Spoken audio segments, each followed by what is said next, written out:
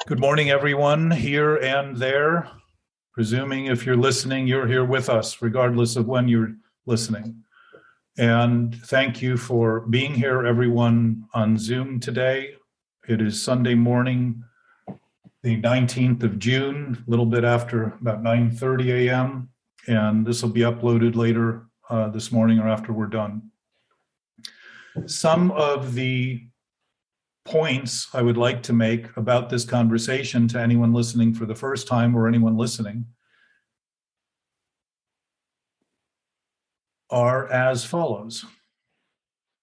If you are out there struggling with any compulsion, any addiction, anything that gives you the impression that it's impossible to get over, there are many programs and many people who can and will help you. But your participation is what ultimately makes what anyone has to offer help. It's your own willingness to reach out, to say hello, to introduce your problem, and to suggest you have a problem. Nobody can help you if you don't do that. And if you do that little bit, much will come your way from people well beyond the scope of your imagination. And so I want that to be understood and heard and listened to, simply because it is worth understanding and listening to. It is valuable information to recognize that there are plenty of options. But when addiction is raging, it appears there are no options but to maintain the isolation and loneliness that continues to develop the problem, when all it takes is a single step in any direction, asking for help. And the help will come. When you are ready, you become able. And the problem will disappear if you're willing to take the direction that's available to you. So that's something we have to choose. Now, we participate in this anonymously, and that is to help promote what anonymity is about, which is to help people avoid any stigma they may be afraid of exposing when they approach disclosing an addiction or compulsion or any of the behaviors that go with that. But it's also a unifying principle about the fact that ultimately we share a basis in existence that is not a persona, is not a character, and does not have a face. It's an absolute state of being that is the nature of existence, whatever it is. It's not here. We're not here to define it. We're not here to tell you what it is. Simply suggest that there's something that underlies what we do. And I wouldn't say it even underlies, it permeates everything. It seems to be everywhere we are when we're interested in it at all. We recognize it. So it doesn't go away when we think it's not there. And it doesn't go away when we think we're alone. And it doesn't go away when we think any thoughts that are in conflict with reality and truth. If truth is true, it's true. If reality is reality, it's reality. That anonymity ultimately is the awareness of that unified field. That we can be personaless, characterless, and selfless, and actually discover a united essence that we all share. And that's what this discussion is about. We're talking about addiction at the core level of the disease rather than the symptoms that come from it. So we're talking about every symptom that comes from it and every impulsive behavior that results from it and every reactive behavior that results from it. Not just one or the other, but all of them. And largely because we're looking at the actual disease of addiction, the mental disease, the mental illness. And this isn't a scientific or medical approach. This is simply experience, lots of experience, hundreds of years worth of experience between the people involved and the people we're involved with, probably thousands of years, if you add it all up. So there is no distinction in something that is absolute. So there is no me and there is no you, but there is certainly us. And that's what we're here to address. I had the pleasure of spending some time yesterday on Zoom with Herb Kagan and Dr. Alan Berger. And they are both, and I use their names because they're fairly public, What Dr. Alan Berger said that I thought was very interesting is there are no distinguishing traits that qualify anyone for addiction, meaning it's an equal opportunity destroyer. Everybody can qualify. But there's one characteristic that's consistent, and that is an unwillingness to learn from experience. And what we're here to do is not to figure out only what's right and look like we're right, but start to look at what's wrong and concede the wrong we do. And when wrong is wrong, it's right. Just as right is right. But when right is wrong and wrong is right, we create a conflict that becomes very, very difficult to resolve, if not impossible. We're not here to try to feel better about the mental trap about the mental problems we're creating. The feeling better about what we're doing that is wrong is the trap of addiction.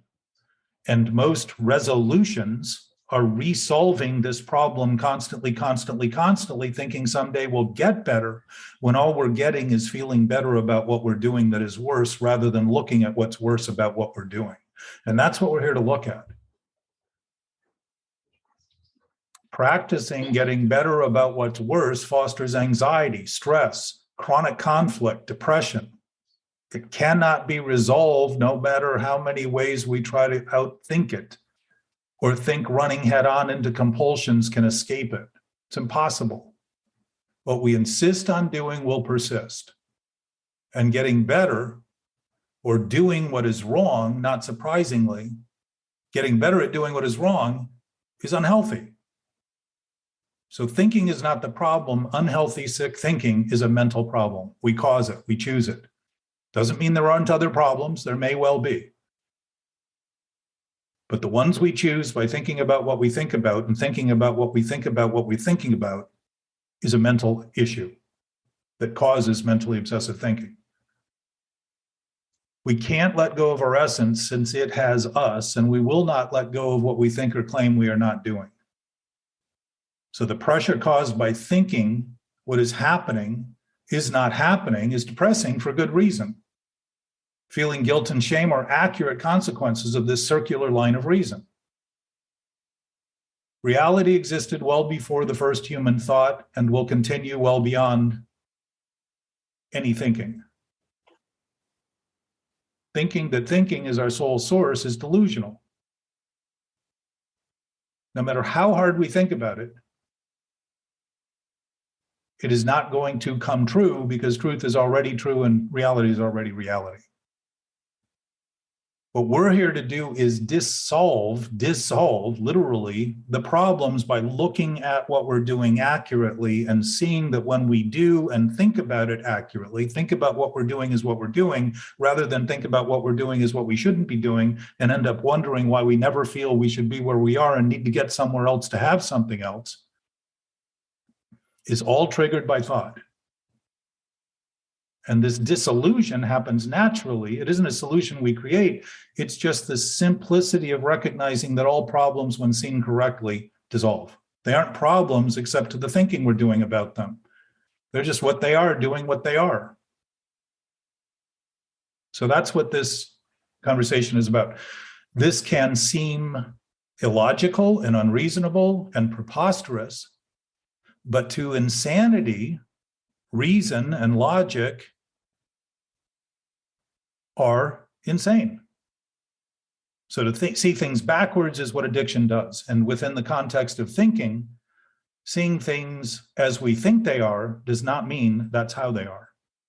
And I would suggest seeing them as we think they are is never how they are, because how they are is how they are, regardless of what we think. The world, the universe, and life are not problems until we create a problem when we think of them or anything else inaccurately. So we're here to talk about what we're doing, not to be right about what we're doing wrong, but start to be wrong about what we're doing that's wrong, and allow that alignment to start to dissipate, literally dissolve the conflicts we create and maintain thinking someday we're going to get it better by doing what's worse. So enough out of me on that. And welcome everybody, and hello, good morning. Boy, that was some intro. That was really, really inspiring. and freeing.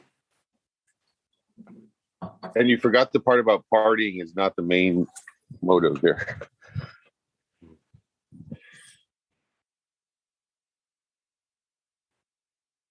Well, I would suspect that the world is partying a lot because it's celebrating failure and trying to overcome the impulse of recognizing what's actually wrong. Yeah. And addiction is at an all-time high, and suicide is at an all-time high in almost every category, if not every category, and homicide is pretty popular today too. And suicide and homicide are just the difference between who you're going to kill. It's the same thing. And addiction is homicide. It's suicide. To think that because we do drugs or we do alcohol and we haven't killed ourselves yet, we're not going to, is the same delusion and denial that has people who overdose. Everybody calls it an accident. And it's not an accident when you're using chemicals that have known to kill people and think that because you haven't died yet, it's not going to happen. That's just another form of delusion. It's the same thing we think in thinking, that because the thing we're thinking hasn't gotten as bad as it can be, that it means we've got it under control. And all we're doing is managing that control that's going to grow because we're literally managing and maintaining the problem at its root. And it will grow and grow and grow and grow until we can't deny it because we'll create a problem so significant that it'll be very hard to say it isn't happening. I remember when a mutual person we know OD'd, and you said to me that it wasn't an accident. And I remember how much I had to like wrap my brain around that. I trusted your opinion. And that's always, and I find that that's something that happens with me a lot, is I don't understand what you said. And I might not even be immediately in agreement with what you say, but I need to let it marinate for a minute until I can and then I find how accurate it is. Well, and that's specifically in that case. Part of that point, Everett, is that if we share a knowing basis that is absolute, then we know more than we think. Yeah. And so hearing it in words we understand isn't as profound as starting to witness the ease that's created by simply considering it. Because if we're considering thoughts that are in conflict and we can immediately create stress and anxiety, when we start thinking about thoughts that aren't in conflict, the ease begins to, rather than the dis-ease, the ease begins to become apparent.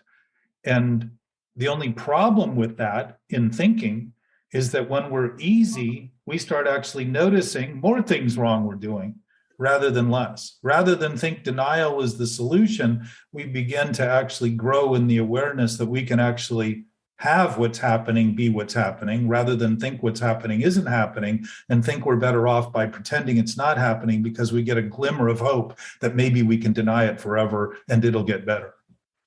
That short-term gratification turns into long-term pain every time. So my experience has been that as I got clearer about this, I had a panic attack one morning when I was writing about ego, and I realized I'm writing about something as though it exists.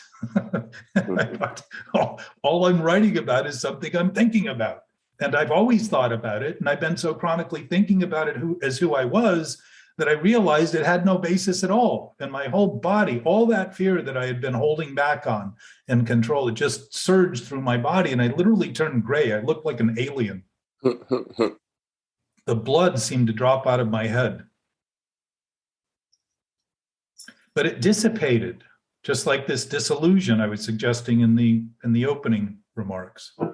The dissolution is seeing that a solution is natural when a problem is understood. When 2 + 2 is understood to be 4, it doesn't take understanding math over and over and over again to come to that conclusion in the future. Principles underlie everything. They're the basis of everything. They permeate everything. If we're acting unprincipled, it's no wonder we're in conflict. Our reactions and our anxiety are perfect signposts we're doing something wrong. not things to figure out how to get over and feel better about. If we're not interested, if we're actually interested in resolving the problem, then getting over them is one way of promoting the problem, because we think we're going to get away from them, rather than realize that if we're creating them and continuing to maintain the thought that created them by thinking we shouldn't be feeling what we're feeling and experiencing what we're experiencing, is to think that what we're experiencing and feeling isn't actually happening. And that's impossible, since it's always happening. We are always where we are. We are always doing what we're doing. And to think otherwise is to think thinking is the ruling force of this universe. And that's where all of our conflicts come from. The universe has never been in conflict with itself. It's been interacting exactly the way it's designed to interact. It's never had its hands on its hip with an attitude and said, you're an idiot, while we did idiotic things. Jack, you this is what you just said, dovetails right into something that I don't want to say it was an epiphany. It's something that I'm chewing on right now, but it came out of my mouth earlier this week, and I said that all roads lead with regard to our insecurities, fears, problems, ailments, that all roads lead to a spiritual malady. Would you? And that's how I felt in that moment. And I was like, all of a sudden I was saying to myself, wow, Everett, does that mean all of the problems that you see in life, or the challenges you see in life, or the things, your issues in life lead to a spiritual malady? Would you say that? And then I said to myself, and I still do, is yes, that either I'm in faith or I'm in fear. What do you think of that? Well, I think it's probably conclusive, but I would think that the fear is faith in an idea that's not true. So, it always goes both ways within anything that's within a relative concept. You're always going to have opposites involved together. And the idea that you should only see it one way, like only be good and only feel good, is the idea that good isn't attached to bad. Good is based on not bad. Bad is based on not good. They're together. They share common ground. And what they share is a center point where they're equal, where they're neutral. And when I think I'm only going to be one position and not the other, and I've got to try this, I'm asking for an impossible conflict to try to overcome the nature of this relative experience we're having. So the center point in what I'm talking about right now would be faith.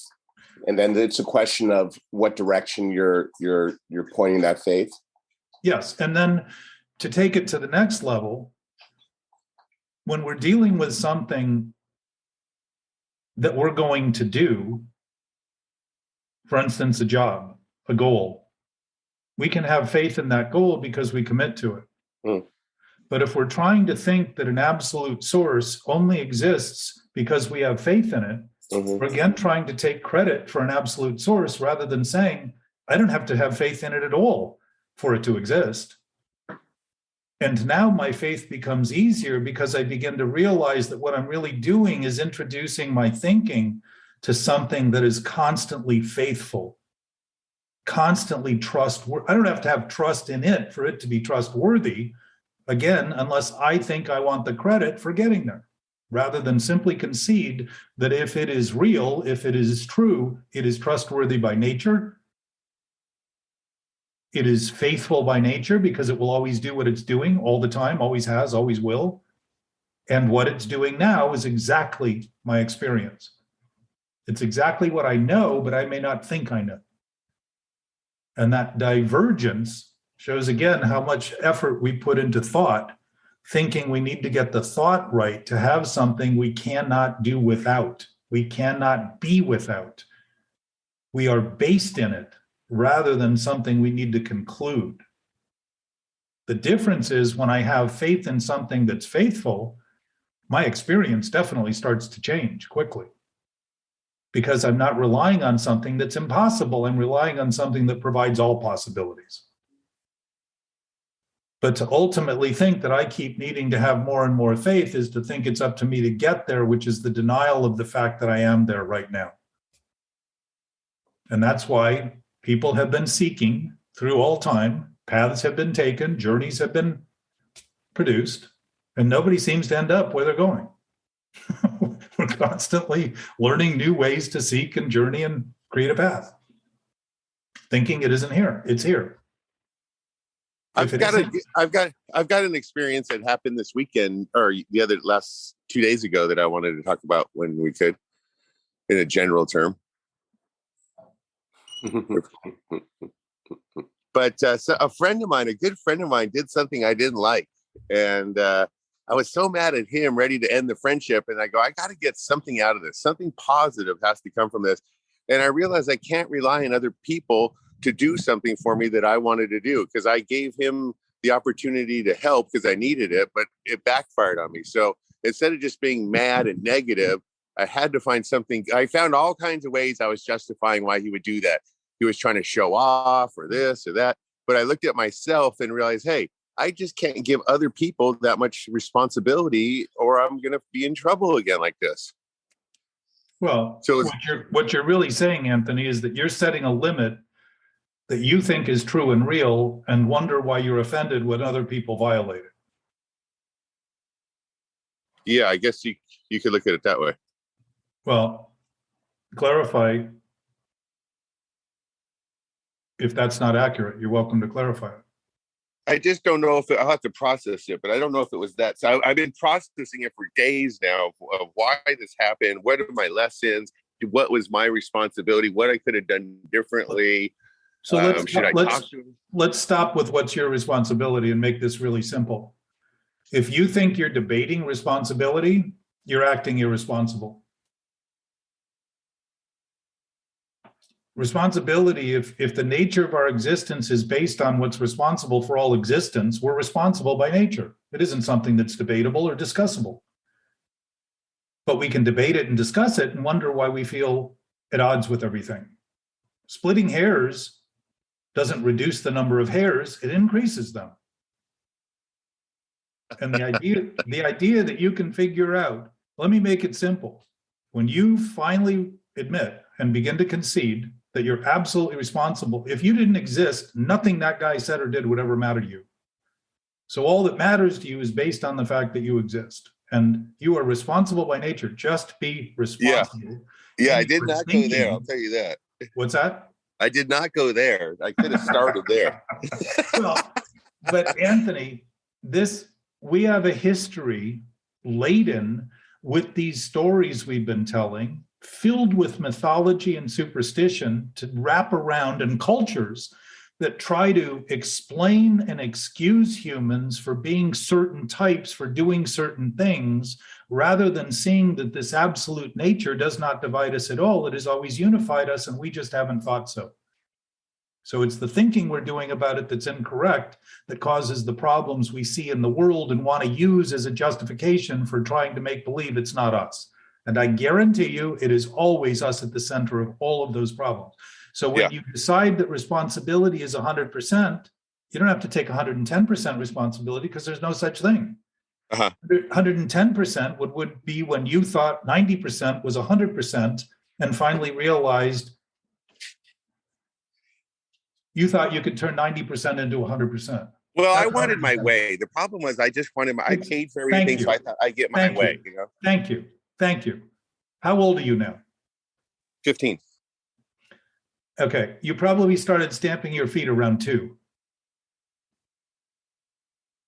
However old you are now, those ideas have maintained themselves in ways that continue to cause conflict, just as they did back then. And if we are maturing and getting bitter, we are not maturing. If we're getting older and think we're maturing and getting bitter, we're not maturing, because maturity always leads to a ripeness that's sweet. And those bitter ideas we have about other people are coming from very adolescent, childlike ideas that we've maintained, thinking that when we have an idea and a thought, that's all that should happen. And if anything doesn't happen that I think should happen, my expectations are dashed, and everyone is against me, and I'm just a lonely soul plodding through the earth looking for some place to be.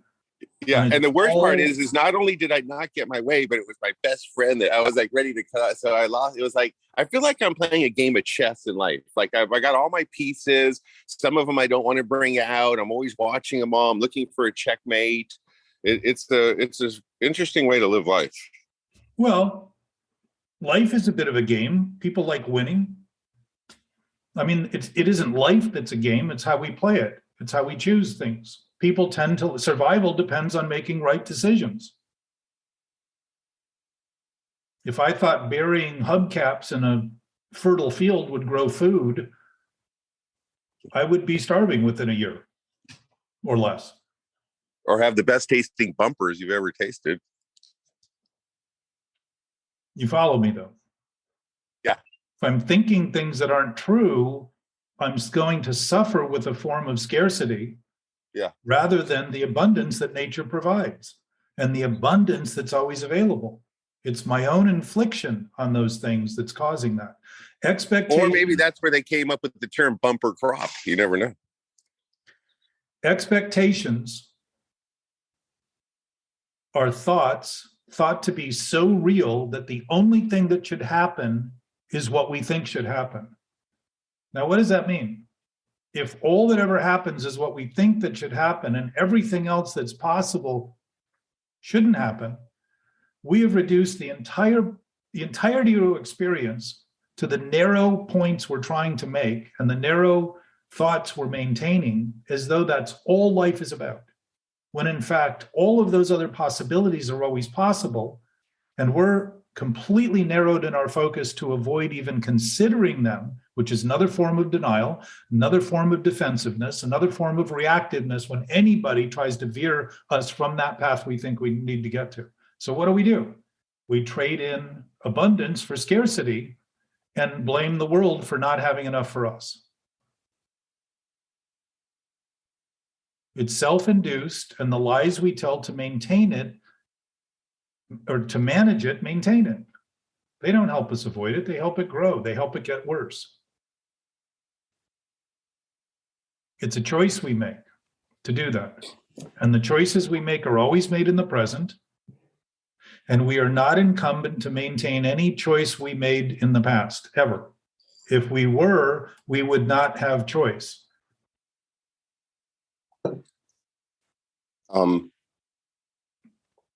With going back to that, that all roads lead to a spiritual malady. It actually was spawned by someone turned to me last week, and it was really for me, it was a wild moment. It came out of left field, and the person really opened up to me. It really makes me emotional now, even talking about it. He said, "Everett, I don't know what's the matter with me. I just feel like I'm coming unhinged." The person shared that his brother was his or someone very close to him had cancer, and he's been separated with his spouse, and he doesn't see his daughter as much as he'd like to. So how's it impacting you now? I don't know, man.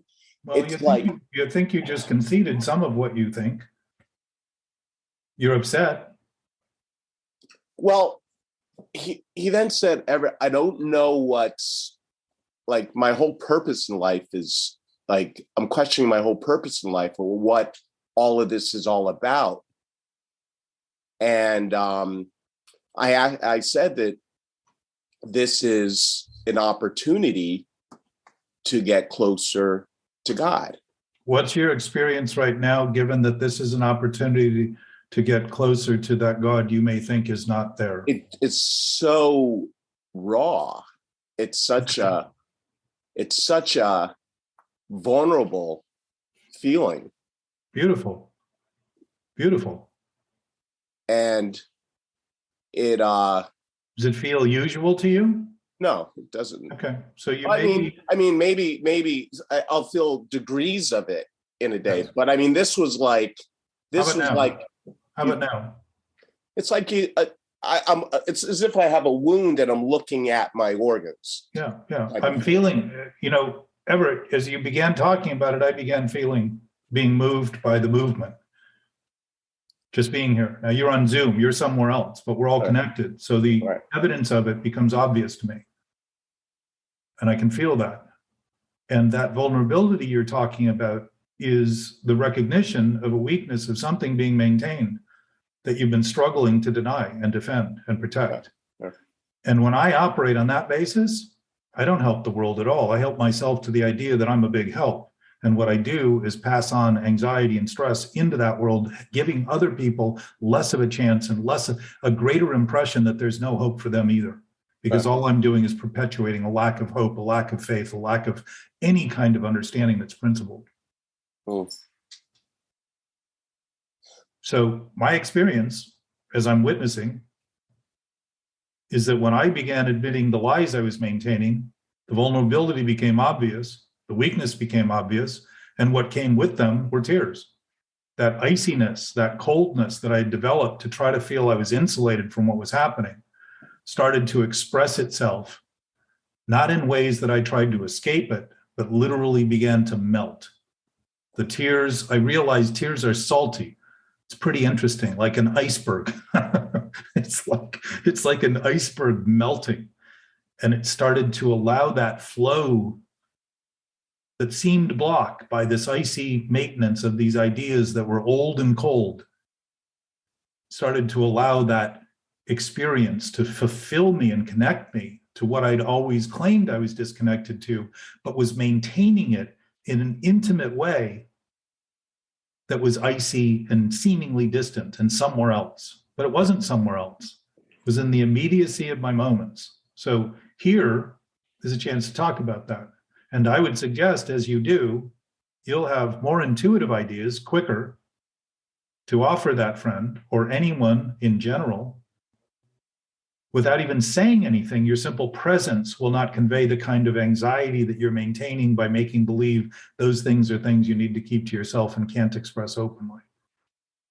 What's interesting? It's really the dissolving, by the way. If you think of the word, it's melting those ideas that have no place other than the cold, hard, seeming reality we keep keeping them in by thinking about them as though someday they'll become true and real, when all they've ever been is antagonistic and irritating, and discontent is a good word for them because they have no content. There's no content to those thoughts. There's no substance other than the substance you keep pretending they have.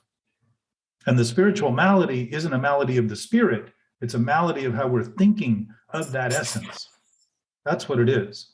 It isn't the spirit that's all of a sudden sick. Our spirit doesn't get sick. Our essence doesn't get sick. What's sick are the thoughts we're maintaining that cause the illnesses and the disorders that we create.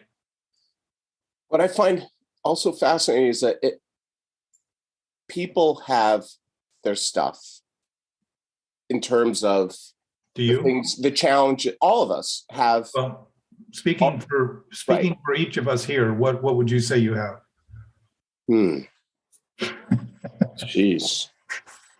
Listen, we become experts at talking about everybody else as though we know clearly. Well, no. But what I mean, experience we struggle to actually convey. No, but what I mean, I know. But what I meant to say is, it wasn't the details. And what I'm harsh about, I don't know if harsh is the right word, but I don't know if cool. The details, yes, were touching, but it was seeing the individual state that moved me so much.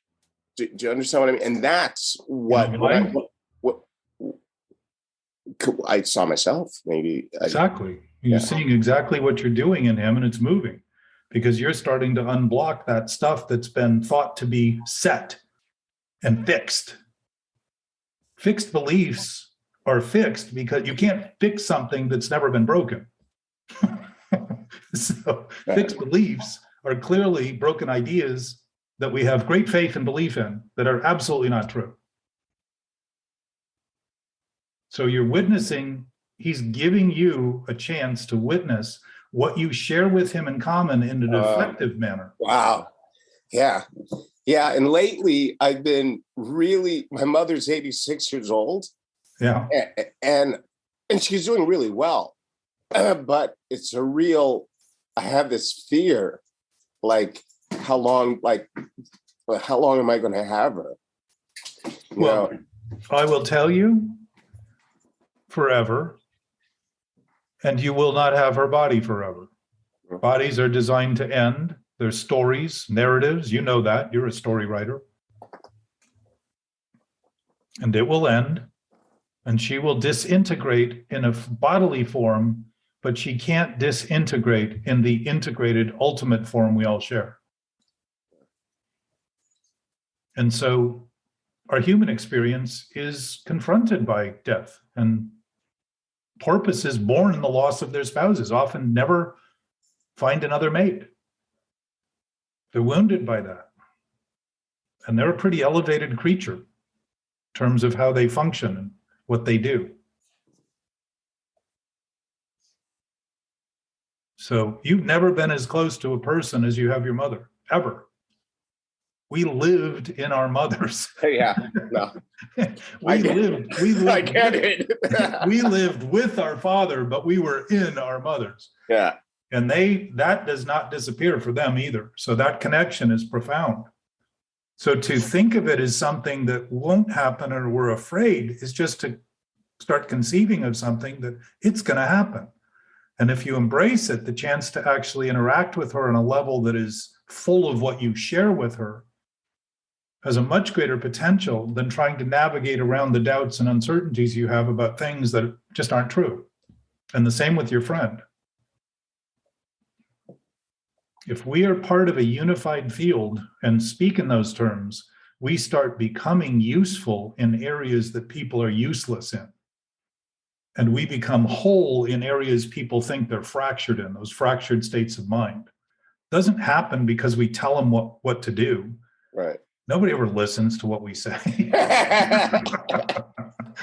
If they're reactive in their thinking, they only hear what they think we're saying, which is always going to serve the thinking they're doing and not what we're actually saying. But that present state of being we share cannot be interrupted.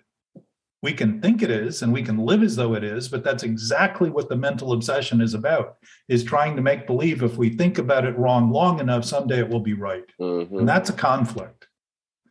If we were thinking about it as wrong and wanted it to be wrong, there would be no obsession to continue to maintain it because we'd have it as it is and the problem would be over. And that's where the conflict comes in. We don't necessarily always want to be doing what we're doing and think we should be doing what we're doing rather than admit we're always doing what we're doing. Starting from there now, we can see, oh, we're having thoughts about things that aren't quite accurate. Now I can address them rather than feel my life depends on defending the lie I'm maintaining about them. Very different experience.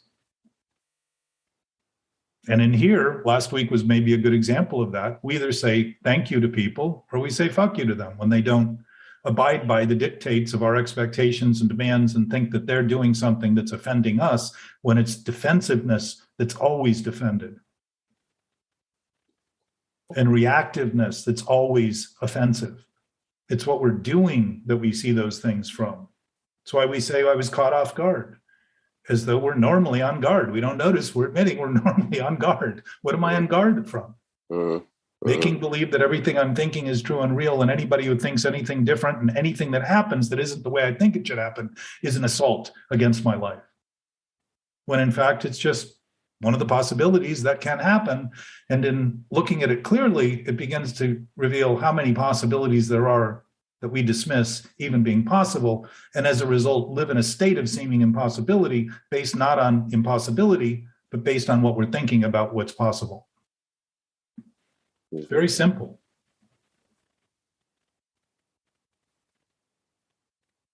And that difference between this idea that we're going to get better, feel better about what we're doing that's worse, and never get to the issue of seeing what it is that's worse has literally been the chronic nature of human self-help and all the ideas humans have about helping people feel better. It's gone on forever. We have breathwork classes, which I think we talked about recently. What other species needs to be taught how to breathe? Babies know immediately to breathe. We are so depressed in our stature, literally our posture, that our lungs collapse and we take very shallow breaths. And it's one of the main things we can do to put our body at ease. It's a natural relaxant.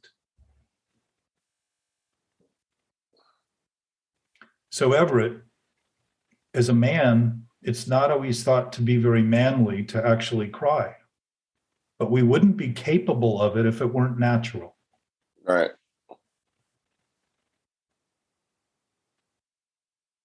And it's moving. You'll feel a cleansing come from it, like an internal baptism, a washing away of the things that have been held to be so true and real, but they've turned into these icy blocks. Not in reality, but in thought. That's weird that you said that too, about the salt water. We all come from the ocean too. Ew, that's exactly. Weird stuff. Crawled out of the ocean and still have it in us. However we got here, we're all part of the same thing, and there's no bigger body in our world than the ocean.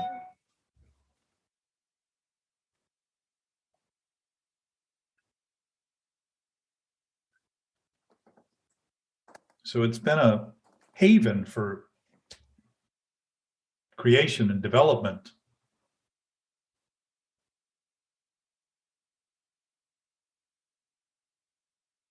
When we speak honestly and just simply address what we're doing and speak about the wrong we're doing as wrong and speak about the feelings we're doing as the feelings we're having, we'll start to address the source of the issue as being in the thinking we're doing about the things we're doing.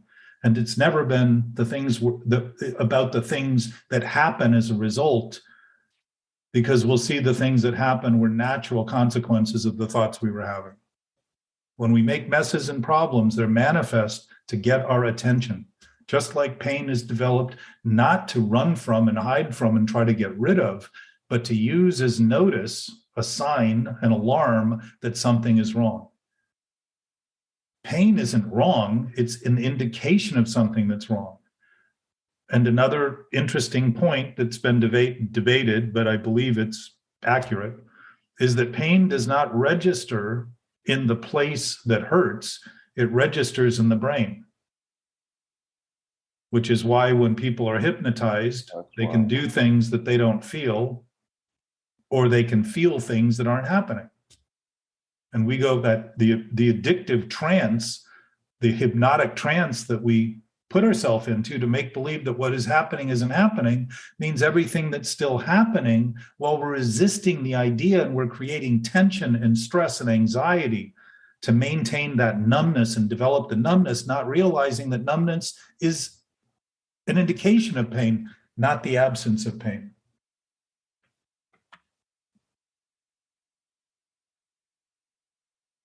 We create numbness just like our feet create calluses when shoes don't fit well. The place they rub, they start getting thicker and thicker and thicker on to keep us from feeling it. The body's trying to protect us. It's trying to tell us things. Our body language is not understood when we misread it.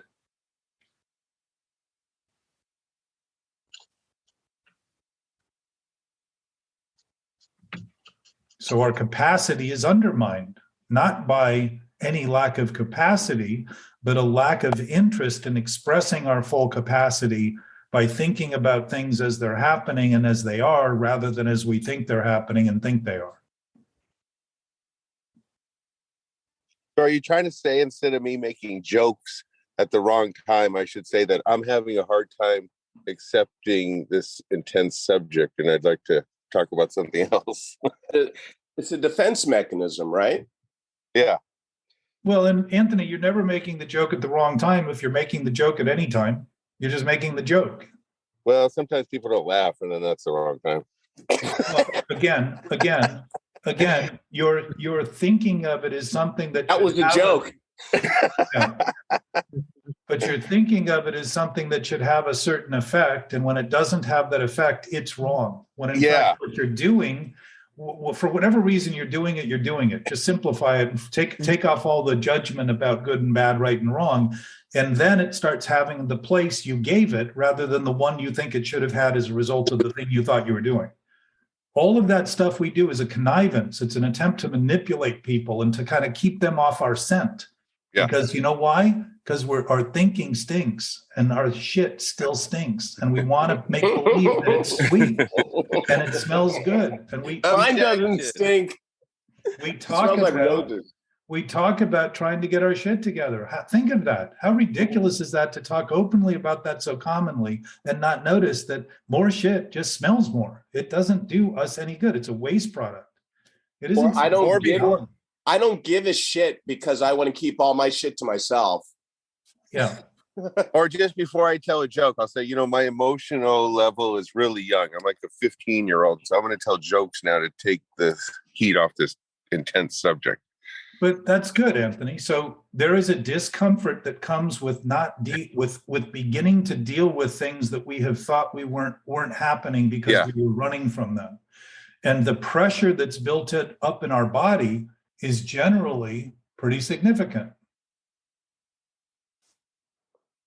So the pressure and the fear that comes from it, that self-induced, self-imposed, self-perpetuated fear, tells us that if we ever look at this accurately, we're going to have something to fear, while in fact the fear is being created by not looking at it accurately. And what resolves the problem is actually looking at it accurately. It's kind of like putting air in a tire that has a leak and thinking that because you've got air in it, the problem is solved. And you start riding the bike and it goes flat and you put air back into it and puff it up.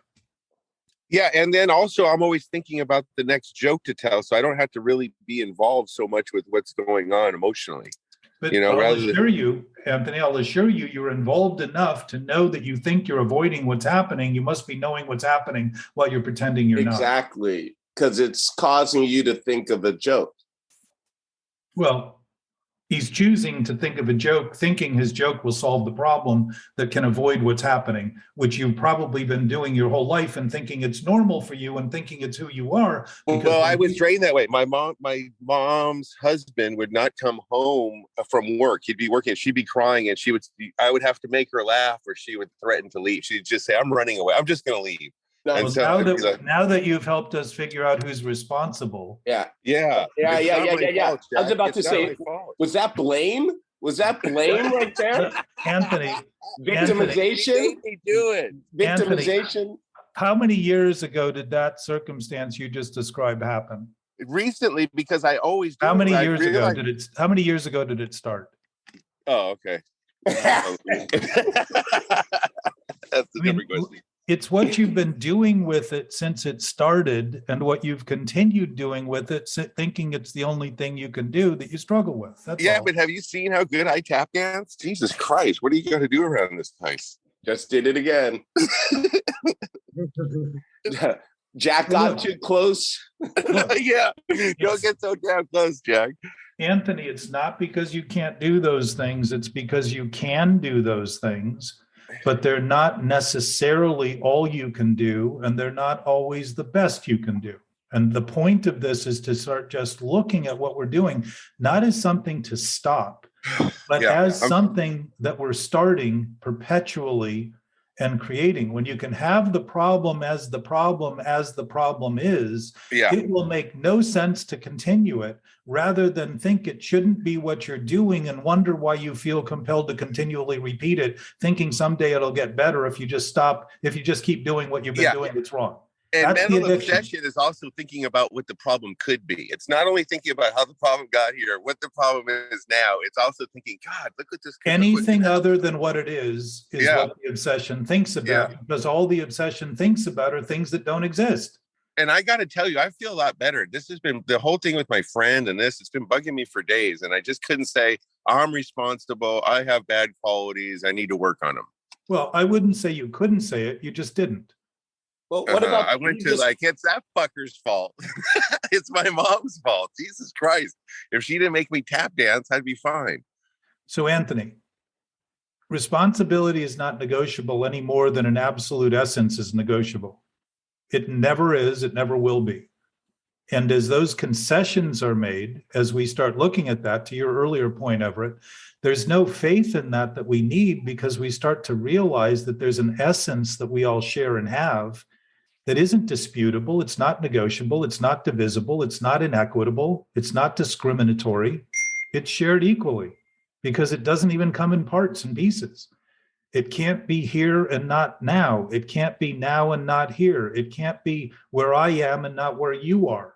All of those experiences that we're having are what our bodies are designed to experience wherever we are, which again shows that there's really no distance between us in that regard, only in the physical forms we look at, the projected forms that the life forms that we occupy, or that we've been given occupational control over. And the only control we have is what we choose. Doesn't mean we control the universe. It simply means we're interacting with the universe that's in perfect order and in perfect control, under perfect control. It's doing what it's doing the way it's doing it. Can I say something? I hope so. It's so polite. Yeah. So lately I've been feeling empty. It's like before, it's been for about a week, 10 days before. I guess I was just lying to myself, just I always felt needed by someone, either by my daughter, either by people at work.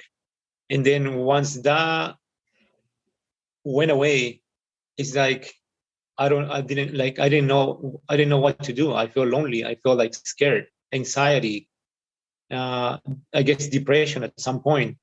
It didn't feel right. I was always fighting in my head. What's going on? Maybe I should get busy. Maybe I should be doing something else. It was just, everything was in my head. It was just fighting all the time, just making it right, making it think that I was doing something wrong. Well, that may be an accurate assessment of what you're doing.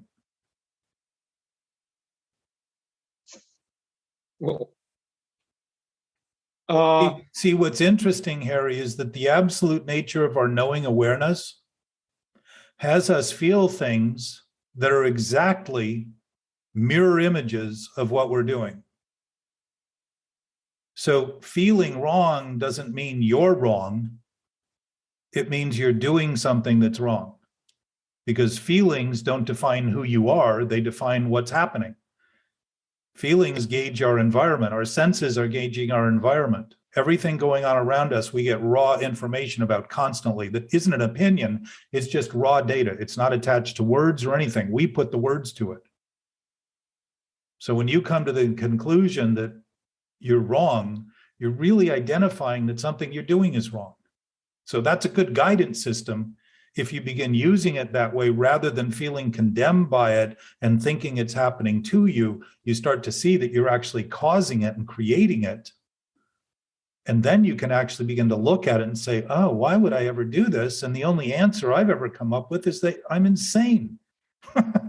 It's crazy to function at that level in a world that's intimately interactive, that always has people in it. Whenever I go out anywhere, I find them.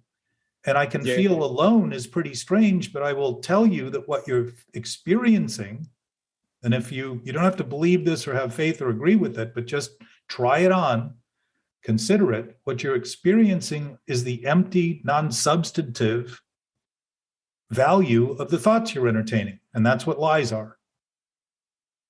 Lies have no basis in reality other than the thinking of humans. Animals don't lie. Atoms don't lie, molecules don't lie, bacteria doesn't lie. Everything does what it's designed to do.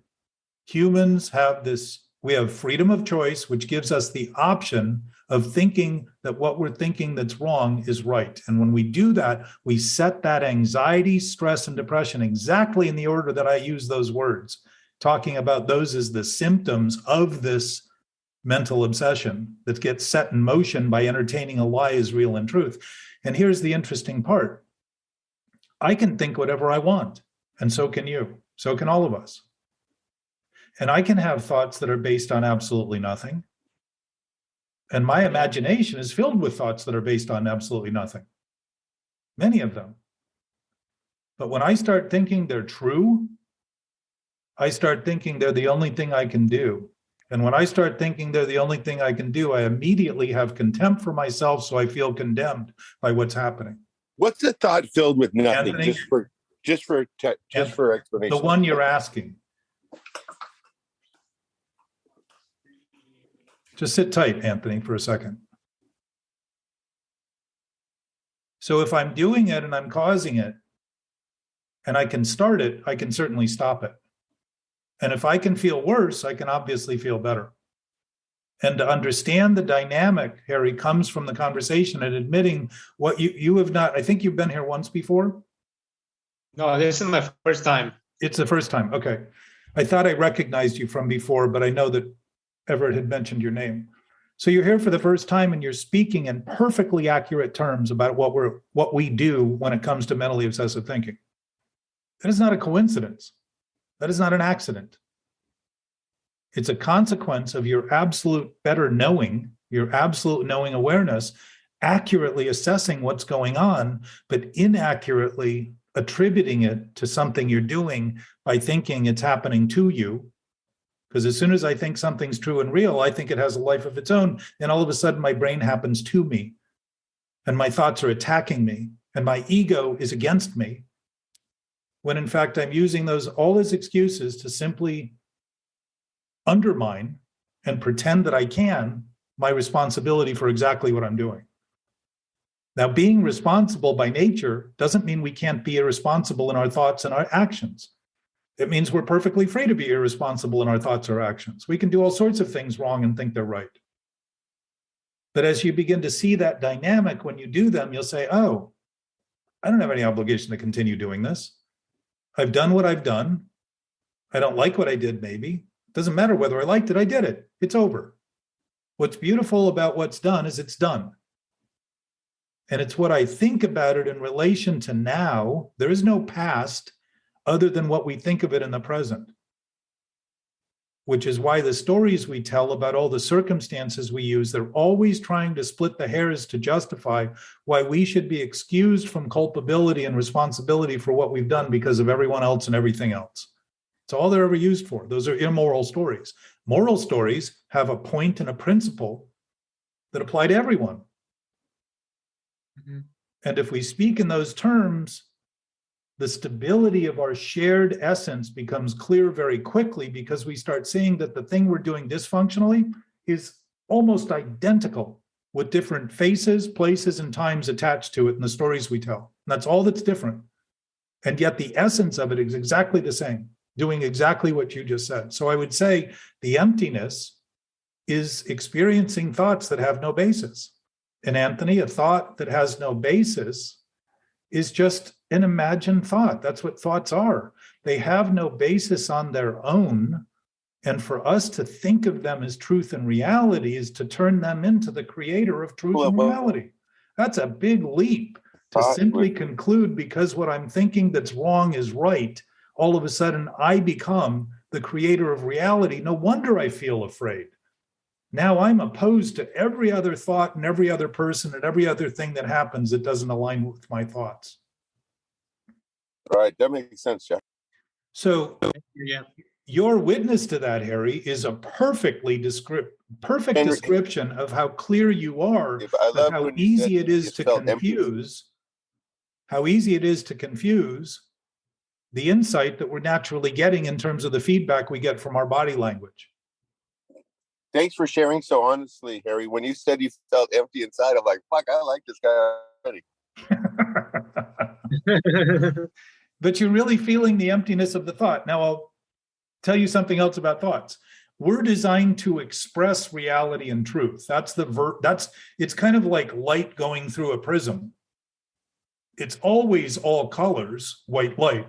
But when it goes through a prism, it separates so we can see the division of colors that make up white light. You understand that? And our bodies are like that. I love that analogy. Our bodies are like that. Think of the way we talk about emotions. They're all related to colors. I love that too. That's great. So what we're doing in our thinking has an impact on the radiance and the light that we allow to express. And think about how we talk about people that are smart. They're bright. They're enlightened because we're allowing that light to pass through without obstructing it. What are emotions? The obstructions we create to give the division to the light. So how do we call them? Red is anger, yellow is fear, green is envy, et cetera, et cetera. Blue is truth. Sadness. And blue is truth. Okay. No. I would say truth is true. Yeah, orange is. They did a study on this. Yeah, orange is enlightenment, and blue is truth. That's the reason why when the police come, red is aggression, and blue. That's why the sirens have those colors. It's actually quite specific. So anyway, whatever they are, and whatever they're doing. But our bodies are designed to express that light. And what's interesting about color is that all colors combined make white light. So white light is, in fact, the essence of, I would say, that present knowledge, that present awareness that we all have, that you have, Harry, that we share together, not something that that can't be distinguished by size, shape, color, type, texture, none of it. It doesn't matter. It's part of everything, everywhere, everything that is and all that are, all of it. It's essential. So the radiance, what do we talk about people who are blocked? They're dense, dark, heavy. We're speaking in terms that talk about this light being blocked, seemingly blocked. And it's only the opinion we're maintaining that eliminates, that guarantees we're going to do things to try to prove the thought is right by doing the wrong thing over and over and over again. And that's effectively what addiction is. And addiction isn't just found in the compulsions that we all have. It's in the daily interactions we have that aren't wholly expressing this knowing sense that we have, that are interrupted by these preoccupations and incursions we take. It isn't to say we can't do them. I would say we've done them miraculously well, but haven't wanted to admit it's actually been us. So we've created superstition and culture to justify what it is that we've actually created. The defectiveness and the pollution and the corruption and all the things that go on in relation to that are extensions of that same corrupt thinking.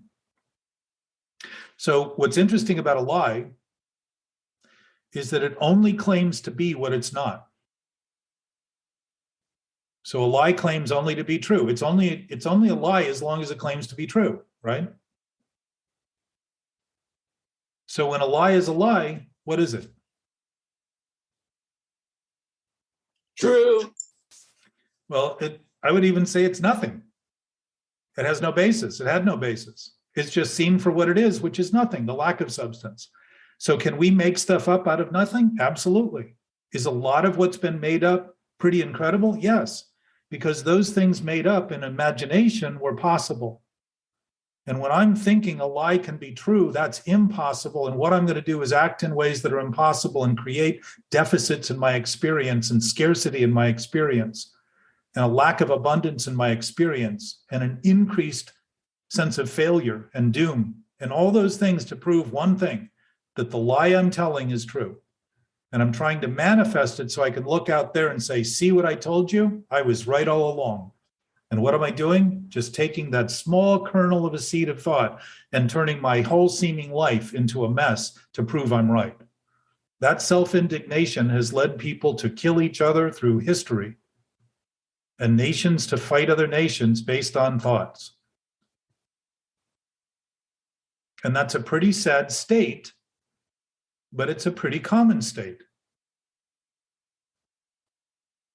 And it isn't one any of us are required to continue to participate in, but we do participate in to the degree that we continue to nurture those thoughts and make believe we can't talk about them openly and dispel the rumors we spread in the stories we tell to justify the idea that we have nothing to do with it and that somehow we're apart from it. Could one argue, or not argue, but could one say the discomfort that Harry felt was feeling the truth of maybe a lie that he, like us, perpetuate in terms of what we think we should be doing and how we should be behaving and what we should be saying and what we should be buying and how much money we should be having? The book says big book says there's a spiritual axiom that whenever we are disturbed, no matter the cause, something is wrong with us. What's wrong with us is our thinking. The discomfort, just like the disturbance, is evidence that what we're doing is causing discomfort. Why would we be uncomfortable if what we were doing and thought was accurate? It's an inaccurate. I don't like to think of them so much as truth, because I think of truth as something absolute. I think of what we do as either inaccurate or accurate. It's kind of like math. If you perform the functions accurately, the problem is solved. It isn't even a problem anymore, it's solved. If you don't perform those functions accurately, you're going to create a bigger problem. It's not because the problem is a problem, it's because what we're thinking about it is a problem. So principles always work because they're principled. In engineering, in math, in science, they always work. What we struggle with are the limits of our imagination, thinking that those things, we think we discover those things when we begin to interpret them accurately, rather than realize they've always been discovered, and what hasn't been discovered is why we think they weren't. We're at odds with them, thinking we need to get to them rather than consider that they're already functioning perfectly and have a relationship to them where they can speak to us and we will hear what they're saying and hear that there's enough energy in this universe to power all of our needs without having to pollute nature. It's already here. The electromagnetic spectrum is the nature of this universe. It's all energy. It's all filled with energy. All matter is basically frozen energy.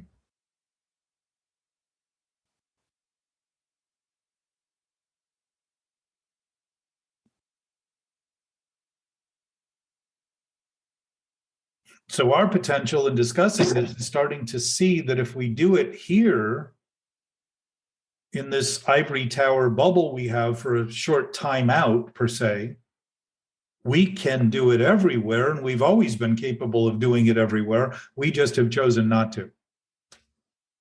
And to see it accurately, you begin to see there's no compelling need to do anything when we can always make the choice not to do something. And so those empty thoughts are maybe all the reasons in my head I was thinking my friend did something. When I don't really know, that's why he did it. Is that possible? Part of it, Anthony, is starting to see that if we have been bad about talking or wrong about talking about what we're thinking, that we think we're thinking, and we're just getting to a point where we can begin to admit what we think we're thinking honestly and accurately, then there's a very good chance there are a lot of things we're thinking we don't think we're thinking, that we would consider to be in the subconscious. And it's interesting that we talk about the subconscious as though it's subconscious, but we use it openly as an excuse to justify that we can't do anything about the things we know are in there. And what I realized is that my subconscious was filled with all the things I wanted to claim irresponsibility for. All the fixed ideas, all the beliefs I'd held for so long, all the cultural norms, all the conventions that seem normal that are far from normal when they're used to defend what's actually happening.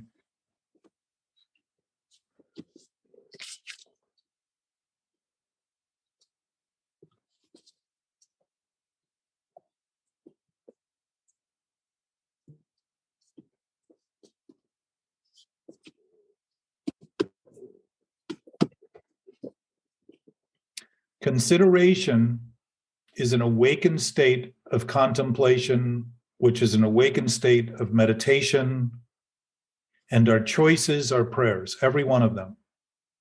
We do not make choices without expecting something to come from them or wanting something to come from them. We can want all we want, but as we realize and open up to the idea, like a sailor sailing and gets a weather report and the weather changes, if he's going to continue to maintain course based on the original weather report and not adjust his course accordingly, he's never going to get where he's going. So if we're already where we always are and don't have anywhere to get, everything we choose to do is simply a choice of something we want. And that, I would say, is will. That's how the human expresses will. And our sense of willpower is based on how effective we are at getting what we think we want. But the beauty of being able to consider that, starting to consider this in accurate terms, is seeing that we can set off in any direction with any plan and leave that plan open-ended rather than absolutely all that we ever want to do or see, and start realizing that more always happens, more is always revealed, more is always possible when we begin interacting with things where we are, because we've always been interacting with things where we are as they are, while we've been thinking they should only be a certain way and only think we are good or bad in relation to where we think we should have been rather than where we actually are. Creates a new dynamic because we're interacting with things as they're happening rather than as we imagine they should be happening. When I think only about what should be happening, I'm thinking what's happening isn't happening, and how well equipped am I going to be on a basis of thinking that what's happening isn't happening to actually have any judgment about what should or shouldn't be happening? There's a pretty good chance I'm always going to feel like I don't belong where I am and think I need to get somewhere else and have something else, which is basically an addictive tendency, and wonder why the more and more and more and more I get, I never feel that I don't need more and more and more and more, because I'm not dealing with the core issue of the thinking I'm doing. I'm thinking of it as something I've translated it into something now of I need more, I need to consume more, when in fact what I'm consumed with is the thought that I don't have enough. How can I have enough if I'm not even willing to have what I have where I am? It's impossible. It's all set in motion by these ideas about what is not true. We are always in the present. We are always here and now. There is no other place. And I would say it isn't even a place. It's a present nature that's absolute and does not exist in space and time. And the infinitesimal difference is that what's happening is always new. So it's never old, since it's always new. It isn't on a time continuum, which is why all that's possible is always possible.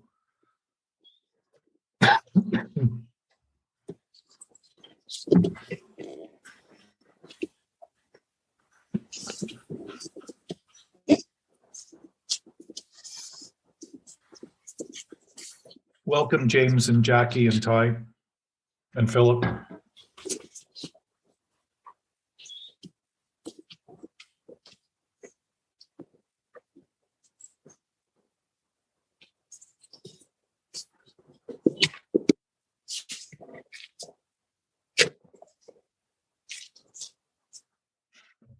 So if we're always in an awakened state of meditation,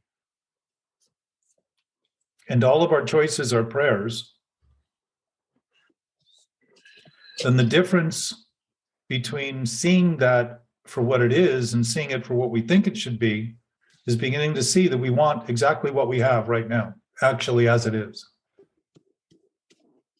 And to think we don't is to think that everything we have and the only place we are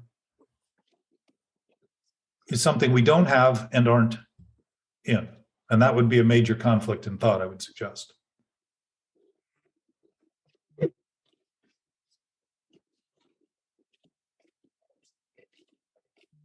Sort of saying the same thing in different ways to make the same ultimate point.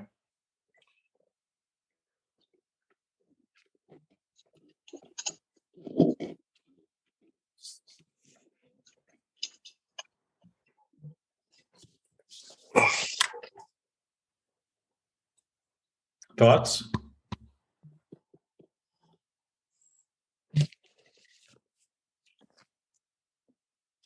I think we all like that light theory that you came up with, the prism. Did you think of that, or did you see that somewhere?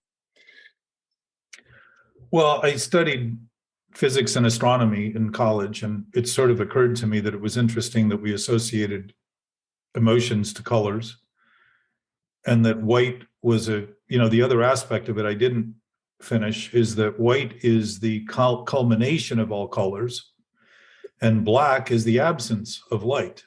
It isn't the absence of color, it's simply the absence of light. So black isn't technically a color. And it was funny to watch me a couple of days ago. My mind, I was trying to fit this whole thing into my story. Like, how could this happen to me? What was the good points? I was crafting a story of all the possible explanations, all the things I could possibly say. And I was just watching my mind just work on that. And then I had to get something out of it, is that I got to choose my friends better, I guess, is what, you know what I mean? You get, which I accepted somebody as a certain way, and then I was surprised when they did something. I was shocked. When you're the greatest enemy you know, it's a very hard I'm worried place. about somebody else always. There, look at they're doing. You're just looking for excuses in those friends to justify you're not at the center of that conflict. Yeah, I didn't like being out of control. I didn't get to control something, and it was terrible. When you are willing to allow what you're doing to be what you're doing, you'll begin to allow other people to do what they're doing and not think of it as something that conflicts with what you're doing, because you'll just simply see it as something they're doing because it's actually what they're doing. Uh-huh. It's interactive with you, but it doesn't have to have the reactions we have are evidence of the ideas we have that are in contrast to the things that are happening. Yeah. It doesn't mean that what's happening isn't happening because we simply have ideas about it that aren't true.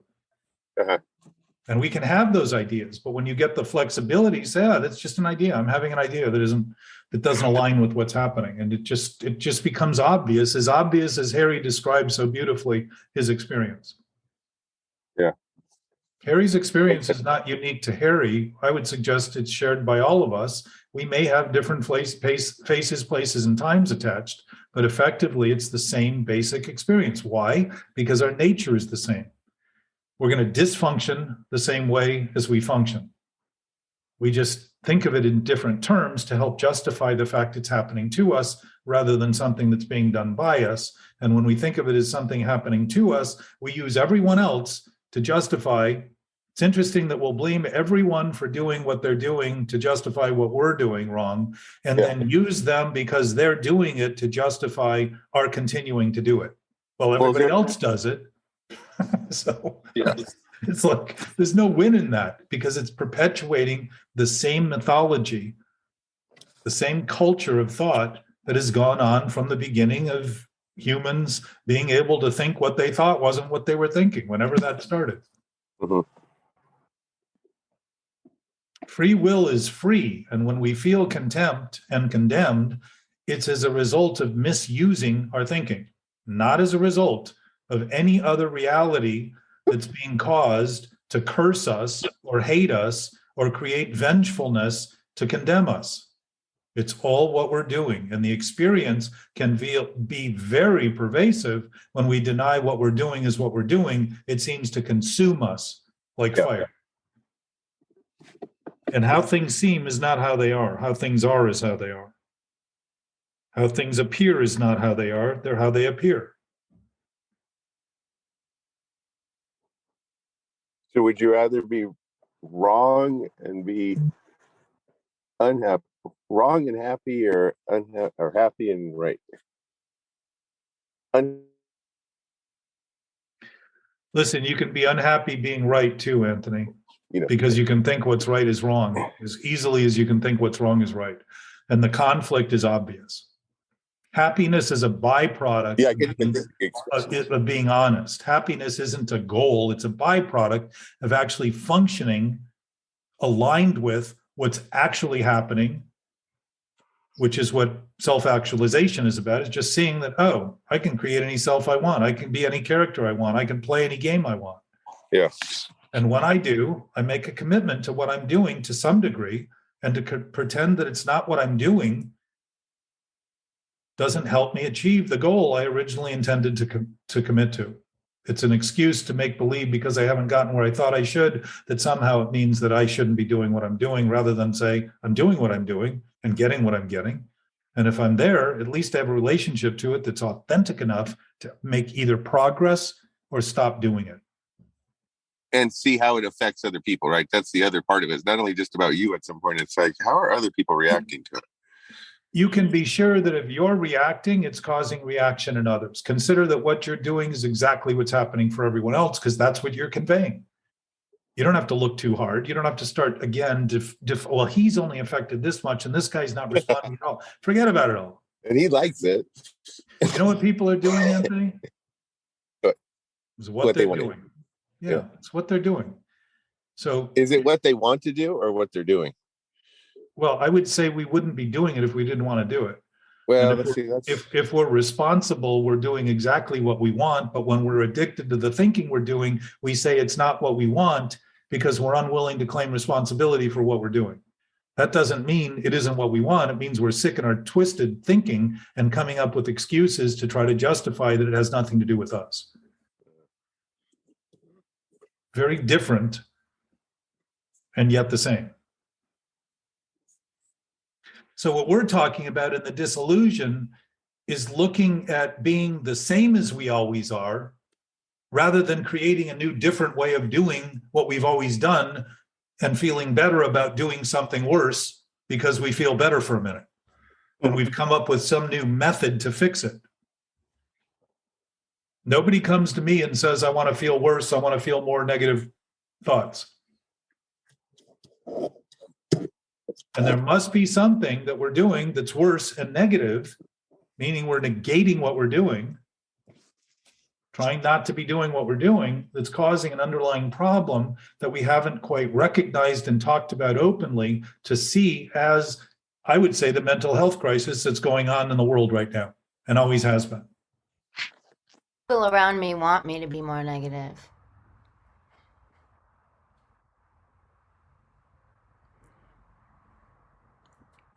You think that's true?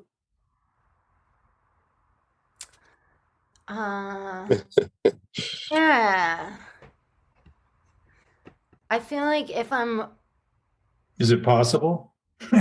I feel like is it possible for me to be more negative? I feel like I have to hide how happy I am sometimes because people will want to ruin it. And Why do you think they can? And right, true. And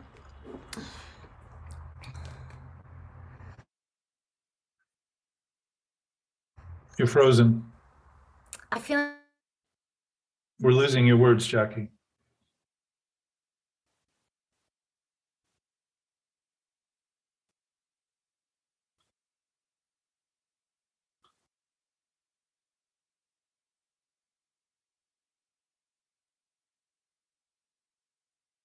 like want me to face a reality that I don't believe in.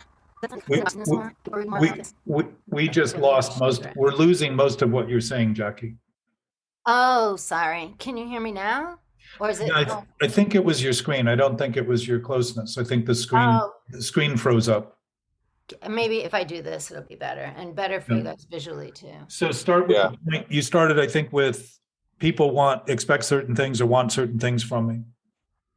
I love that Anthony was like, yeah. Yeah, I guess I hope maybe this is a belief system I can get rid of because it doesn't serve me anymore.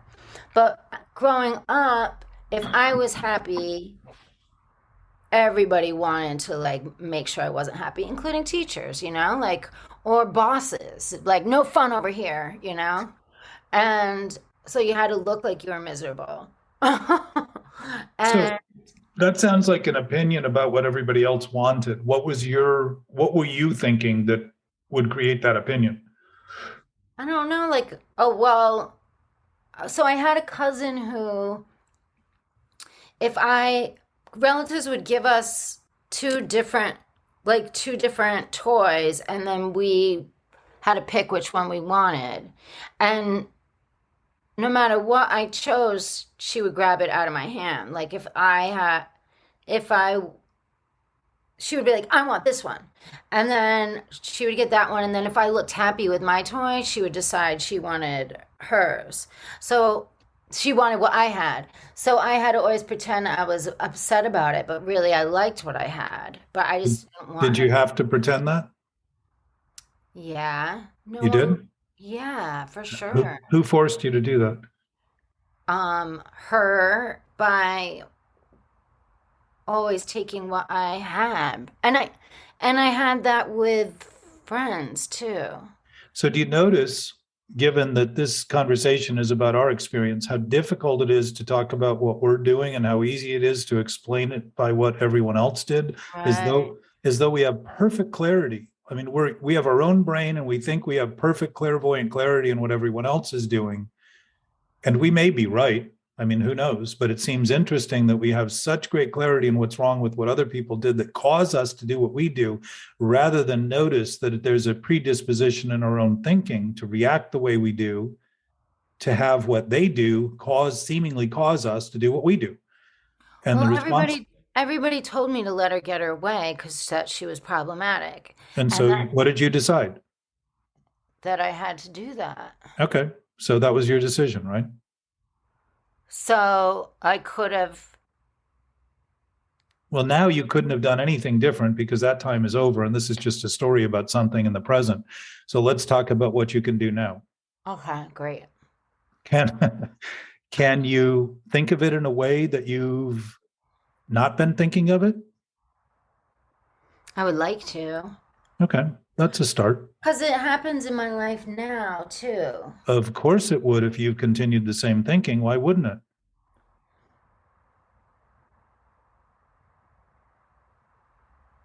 So. Is it possible that what you've been thinking isn't correct? No matter how long you've been thinking, it's right. I mean, I've had it demonstrated to me a million times. Okay, so you've made sure it's demonstrated a million times to prove that you're not involved. Ooh, la la la la. Anthony jokes, you sing. So maybe I can say. So here's a question again. Maybe I can say to myself, a good affirmation would be, nobody's going to steal what I have. Well, if what you have is what we all share, can anyone steal it? No. Okay.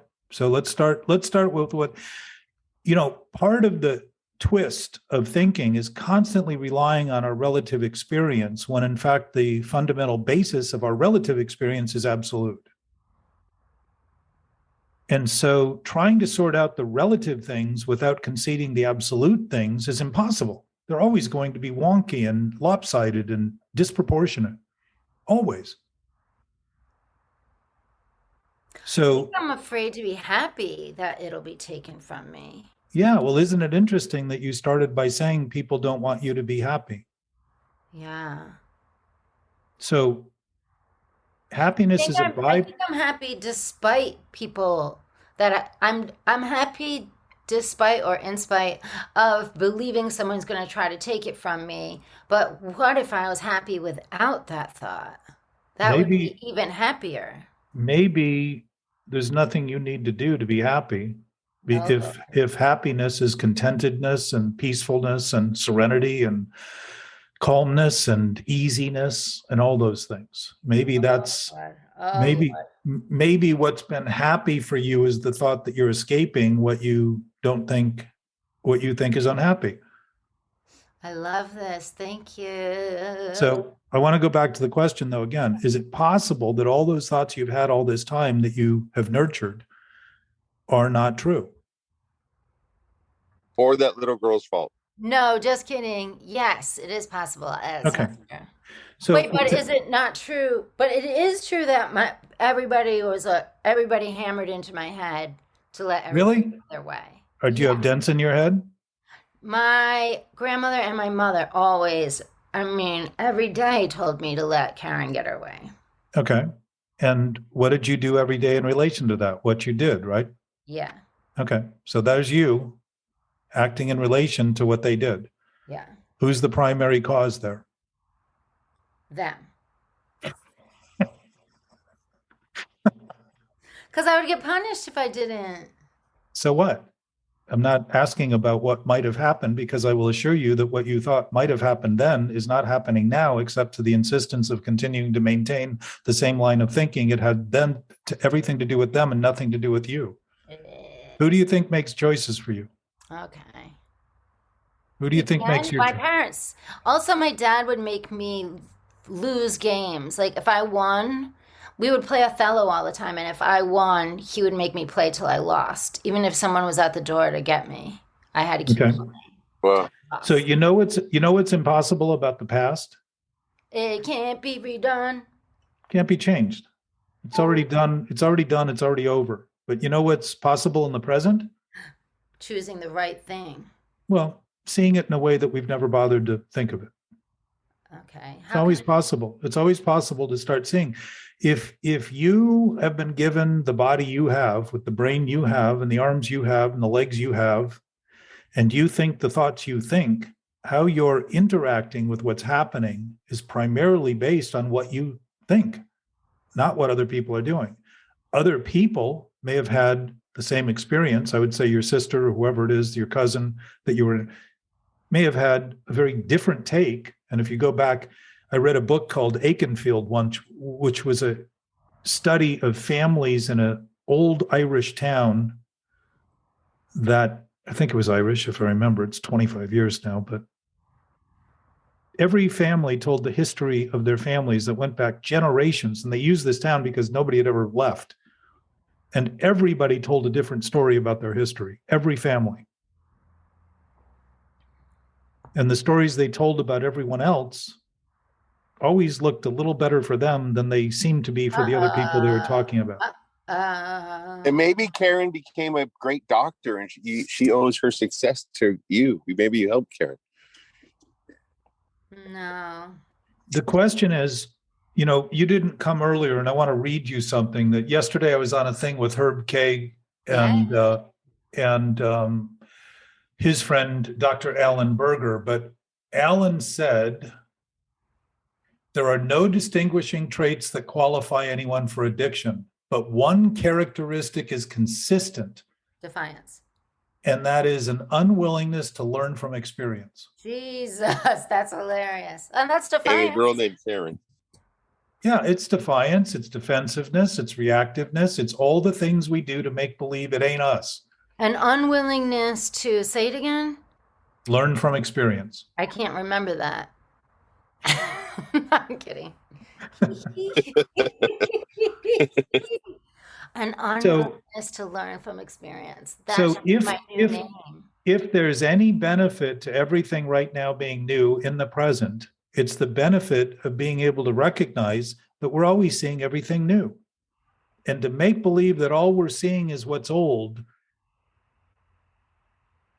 is to concede that it's what we're doing with our thinking that is causing that experience. Amen. It isn't, your cousin isn't there, your aunt isn't there, your father isn't here. None of those people you're talking about are with us now. And you're witnessing your own maintenance of those experiences as though they're so true and real that your present moment could be damned by them, and you could be depressed by them, and you could be fighting for happiness as a result of something that isn't even happening, except in your thinking. And before you came on, Jackie, Anthony was talking about trying to figure out how much responsibility he had. And if we're absolutely responsible, because the responsibility of existence is the nature of our existence, then we're simply responsible. And to sit around and debate who's got more or less is to overlook that we all share responsibility equally. Oh, Lord. If I'm, oh, Lord, if I'm not willing to concede that, I think everyone else is escaping responsibility when I take it as though I have a burden that's undue them. Ooh. And that's not right. It's not true. It's not accurate. Ooh. If I'm seeing it for me and it's absolute for everyone. They do not have to agree with it. They do not have to talk about it. They don't have to think it's true for it to be true and honest for them too. And that means it doesn't matter what they think or say, nor does it matter what I think or say when it comes to lying. Only to my own experience and everyone else I infect, which is everyone. Do I infect with the same problem that I'm thinking I'm escaping by denying my culpability for it? And when I stop, there's a peacefulness that comes and an ease that comes that people are attracted to because they're hungry for nourishing food for thought rather than these empty calories that we feed ourselves. Just like obesity is not a function of overeating, it's overeating food that isn't nourishing. And so what does the body say? I need more of that because I'm not getting anything out of it. So what does it ask for? More of the same thing. What does it get? More and more food that has no value. What do people get? Fatter and fatter and fatter. What are they doing? Not nourishing themselves. They're getting sicker. We have a habit of that in our country with all of our affluence, of eating food that has very little caloric value or nutritious value, and making believe that the impulse to eat more suggests it's the only thing we can do when the body's saying, I need nourishment. Please provide me nourishment. It would be like drinking a glass of empty water, a glass of empty that's empty, and pretending it's filled with water and wondering why we're dying of thirst. Those things aren't coincidences. They are consequences of thought. And to think of it as anything else is to think of it in ways that continue to promote the thought we're avoiding by thinking of it in all those other ways that we come up with that seem so clever and so assured, and always have to do with how clear we are about what's wrong with everyone else, but don't seem to include our involvement in that wrong. And I would say that glaring oversight is like putting your little fingers over your eyes and thinking the world has disappeared from such a simple little act. Our lens of the world, the universe, life, is based on how we think for our human experience. The world and life and the universe isn't based on how we think because it's based on what it is. So what are empty thoughts again? What would you think? Full? I can't remember. I don't. Well, empty thought would just be something totally wrong. That's not even at all in truth. That's an empty thought. Well, it wouldn't have to be totally wrong to be wrong, right? Totally wrong would be wrong. So what would be wrong? Think of that, Anthony. Let's talk about wrong. Yeah. What would be wrong? If you think that you can jump over a building, would that be right? No. Okay. If you think you can drink poison, arsenic, and you can survive, you think that would be right? No. Okay. So to think that and then fight for that thought would typically have you do the thing, just like an alcoholic who really doesn't need the next drink ends up feeling the only thing they can do is drink another drink because they're trying to fill a void with something that has nothing to do with the void, because the void is in the lack of substance of thought. And so we use substances, abuse substances, thinking we're going to fill that void, and it's never full. What do we get? That's empty thought. Well, an empty thought's a lie, and a lie doesn't exist. Just like we talked with Harry about the idea that An empty thought is a lie. yes. Now, let me qualify that a little bit. We can have empty thoughts that are imagined, but as soon as we think they're true and real and right, that's when they become a problem for us. Like Laura Alice said the other day, or Laura said, it's not really her real name. I don't remember exactly what she said, but She was saying it's okay if she wants to just fantasize and go into a daydream for a little bit about things. But if she really believes that, that's when there's a problem. It's okay if she knows she's just fantasizing a little. you can even believe in it and just recognize it's a belief I have. And then you're conceding what you're doing as you're doing it. And belief always only has faith in things that we don't believe in, or we wouldn't believe in it. There are always things that are doubtful that we're trying to imbue with a level of faith. That can be a decision, Anthony, to start a business, for instance, and have faith in the business. Yeah. The business, I don't have faith in the business. I have faith in what I do to make that business work.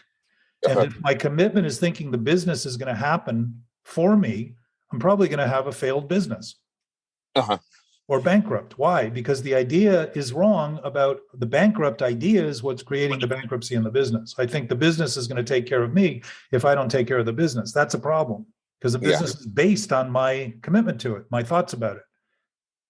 So those are all things we can do. We don't do them well when we're obsessively considering things at the root of our existence and thinking that somehow that business is going to save me and get me out of the dilemma I'm in, while I continue to make believe the dilemma I'm in isn't the one I'm causing.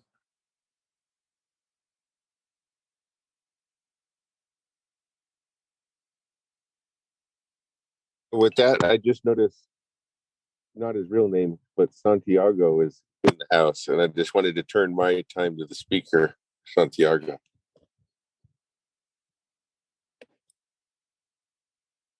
Hi, Anthony. Thank you for inviting me into this discussion. I really appreciate your generosity. And I just arrived here. I don't know nothing. So I have a great tennis match. The first one, I was brilliant. In the second one, I was a disaster. So there you are, the yin and the yang, the yin and the yang. And I'm having lunch with a good friend of mine who will remain anonymous because I don't like gossip, Anthony. But a very nice friend of mine, kind of a celebrity. So I am just going to listen for now, but I appreciate very much you let me talk. And me too. I'm just going to go on mute. And losers in games are what make winners. So again, the opposites show themselves as part of the same thing. They're not something to avoid. They're something that's natural within this relative world that we seem to be in.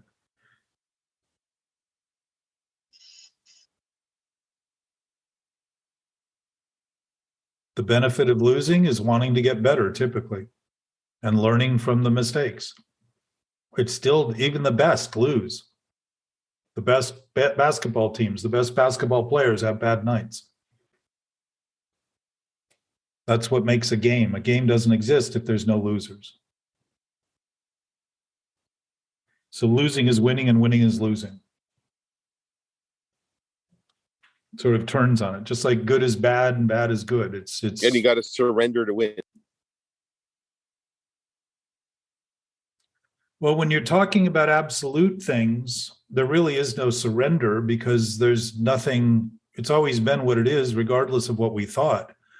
The surrender is the constant thinking that condemns us, rather than thinking we're actually finally conceding the thing. We're realizing it's always been what it is, regardless of what we thought. And there's a lot of freedom in that because it stops us having to think about it for it to be everything there is. And it's easier to see that that's the nature of what we are designed to express naturally, without a thought, without coming up with a new concoction, without a mantra or an affirmation or a resolution. Think of resolutions as constantly needing to resolve the problem. You need no resolve to have something that's absolute because it can't be anything other than what it is. There's no resolution in that. So to resolve the problem is constantly trying to feel better about what we're doing that's worse. And that core issue is this thinking we do about who we are only based on what we think, rather than seeing that who we are is who we are, regardless of what we think. And we have an essence that is knowledgeable and intimately familiar with everything that's going on, or we wouldn't know what's wrong. We wouldn't have that clear understanding of what's wrong. It wouldn't occur to us. Wrong would be right. We'd feel better. We'd feel great. We'd feel happy. We'd feel. How about we take a real life example? And I look around my place right now and I go, God, it's never been this messy. It's so messy. I don't even know where to start. And I'm just a terrible person because every time I keep cleaning up and then it gets so messy. And then now again, it's worse than it ever was. I'm just terrible. It's never going to get clean. I'm losing battle. That's where my mind goes. That's that thoughts of empty thoughts. So where your thoughts tend to go to, Anthony, is where your thoughts tend to go, which are not always reflective of what's happening around you, but what you're thinking of within you.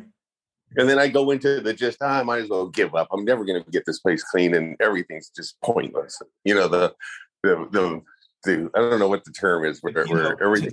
To think that making your bed means it will always be made from then on is a little silly.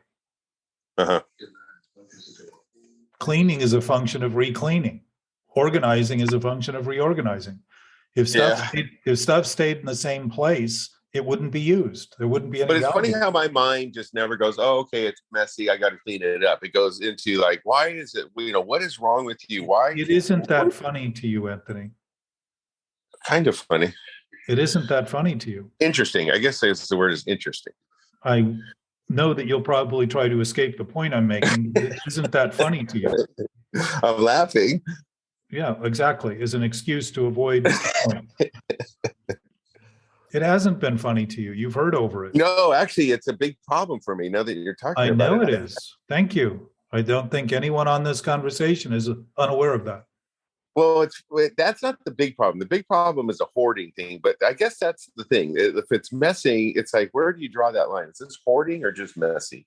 Do you see how you want to continue to just in thought, dissect and slice and jump and hop and skip and move After around? I said I and was say going it's on not mute this too. and it's not that, but it's this. And now that it's this, Yeah. it's not that. It's something.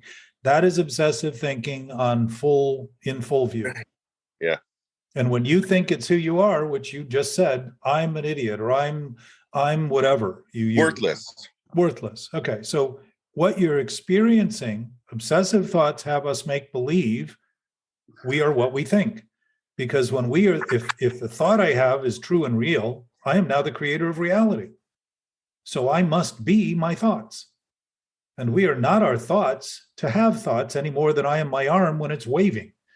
I am not a waving arm when I wave my arm. I have an arm that I'm waving. I'm choosing to wave that arm, just like I'm choosing to exercise my thoughts. What is worthless in your thoughts, Anthony, are the thoughts you're having, not who you are. And that's that empty thought you were talking about, worthless. When you go, yes. Oh, I'm worthless, that's empty. Yes. So when you begin to concede that what's worthless is the thinking you're doing, you'll start noticing that you are the observer of the thinking you're doing, which is what gives you the ability to notice what you're doing and either not do it or continue to do it. If you're free to observe it, you are free to choose whether you continue to do it or not. An obsessive thinking go ahead. Sorry. Have us think the only thing we can do is to continue to do the thing we've always done. Yeah. And the fact is, if the moment is new, it provides all possibility right now for us to do anything. And the interesting thing is, I was washing my car this whole time during the whole meeting, getting something done. And I could come in the house and see that the house is messy and feel crappy. It's just terrible. Not that interesting. It's typical, Anthony. That's the role of that line of thinking. It's exactly how it goes. The more you do, the more you think you should do, and the more you do, the more you think you should do, and the more you do, the more you think you should do, and the more you get, the more you think you need, and the more you get, the more you think, because all you're doing is feeding a hole that isn't the hole that you're feeding.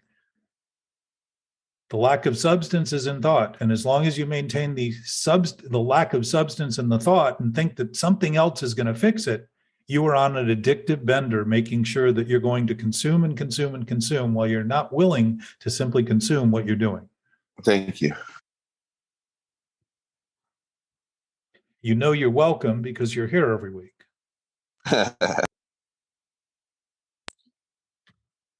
Jackie, how about you? Do you use humor to deflect? I was saying how I use humor to deflect. Do you do that a lot, being good at comedy?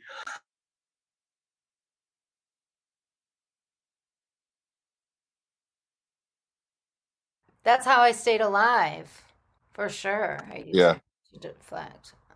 In fact, your first jokes were about that Karen kid.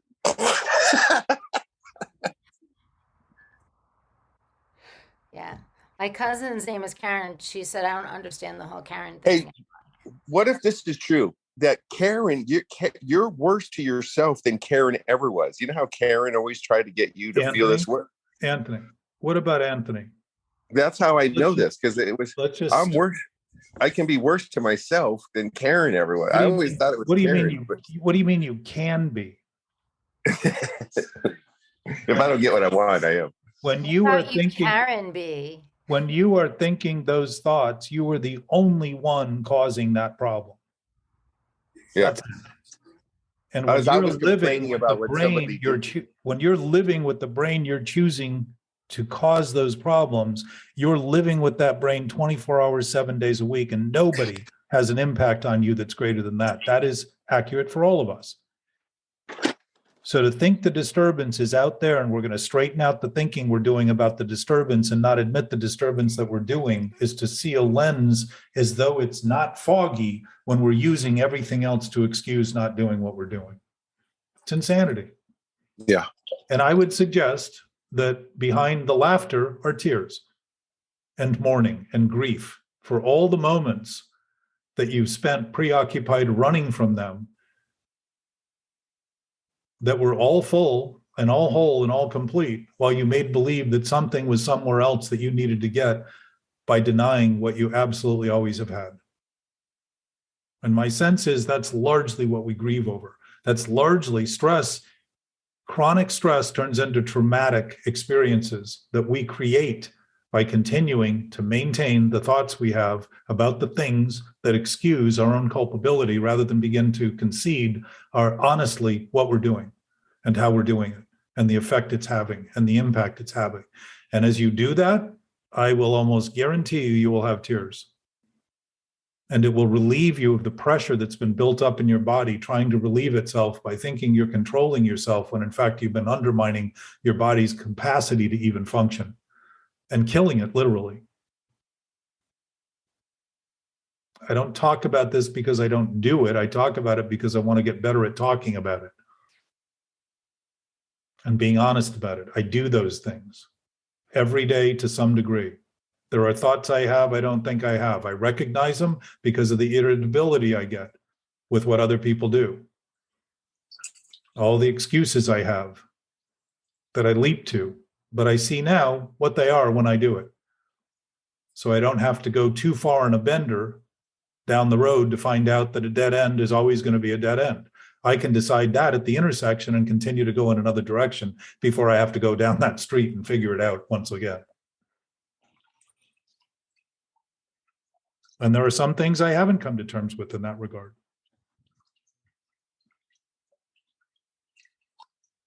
But it doesn't mean they're anything more than I'm creating in thought. It doesn't mean my reality is disrupted. It doesn't mean truth isn't truth. It doesn't mean I don't have an absolute basis of knowing. It simply means I haven't utilized my functional capacity as a human well. And my well-being is being well in the regard that I'm utilizing what I have as best I can by taking advantage of the resources rather than maintaining a vantage point that is a disadvantage by thinking all I need to do is maintain the point I'm trying to make that's wrong.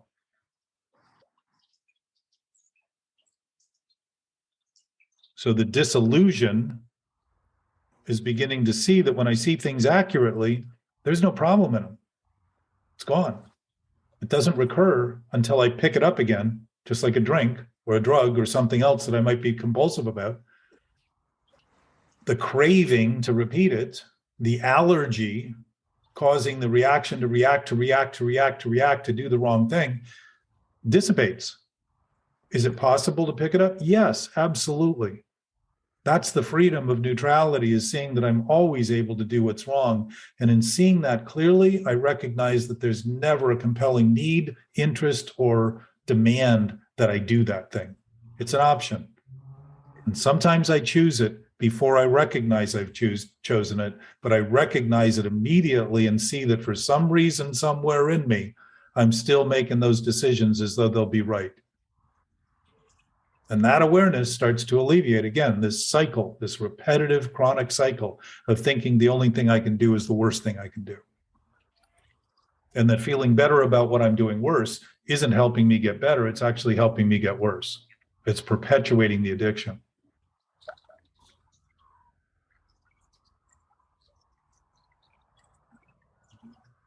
I think I'm gonna make a song out of that. I have an unwillingness to learn from my mistakes. An unwillingness. Thank you, everybody. Well, and I would say, Jackie, that the obsessive thinking is in fact that manifestation. It's just a natural manifestation of a willingness to believe that somehow wrong can be right. And perpetuating that is an unwillingness to see anything that's happening that would undermine the contention that the wrong is right. And that's the trance we go into, that sort of hypnotic state where we think all of the evidence isn't enough to prove to us while everything's burning down around us and the relationships are failing and the struggles are growing, that they're not happening. And someday they'll get better by not doing anything when we're creating the cause and the manifestation of those things.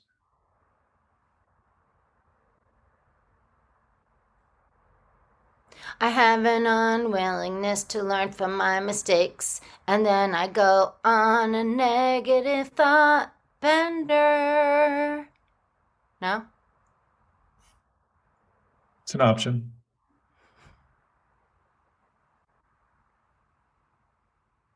When we realize what we're doing accurately, the clarity of recognizing we have no obligation to do it becomes clear. When we think what we're doing isn't what we should be doing, when in fact we're doing it, we will create a condition that causes us to make believe it's the only thing we can do. Because reactiveness, like a chain reaction, just sets itself off. It isn't necessary we continue, but it becomes a higher probability once we start. And once we start doing it successively, it becomes chronically, it turns to trauma. The stress that's caused turns to trauma. And it seems as though we're condemned, just exactly as Harry talked about. He felt condemned and alone and all of those anxious struggles, all that stuff. So choice is, do we want to continue? Or the question is. And in my own experience, I say yes, I often do. Yes, very often I do. Do I say I don't want to? Yes, sometimes I say I don't want to do that, and I catch myself and think, how could I be doing it and not want to do it? If everything I do is a choice, how could I be doing it and not want to do it? I want to do it. I just don't always want to claim my part in doing it.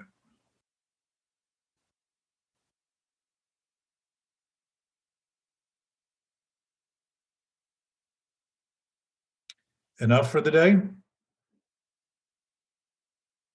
Happiness. We're just beginning. Happiness is never a negative thought bender. Well, you could make believe that what you're happy about being sad, you could do things to propel yourself in directions to give you an impression of something else that isn't true.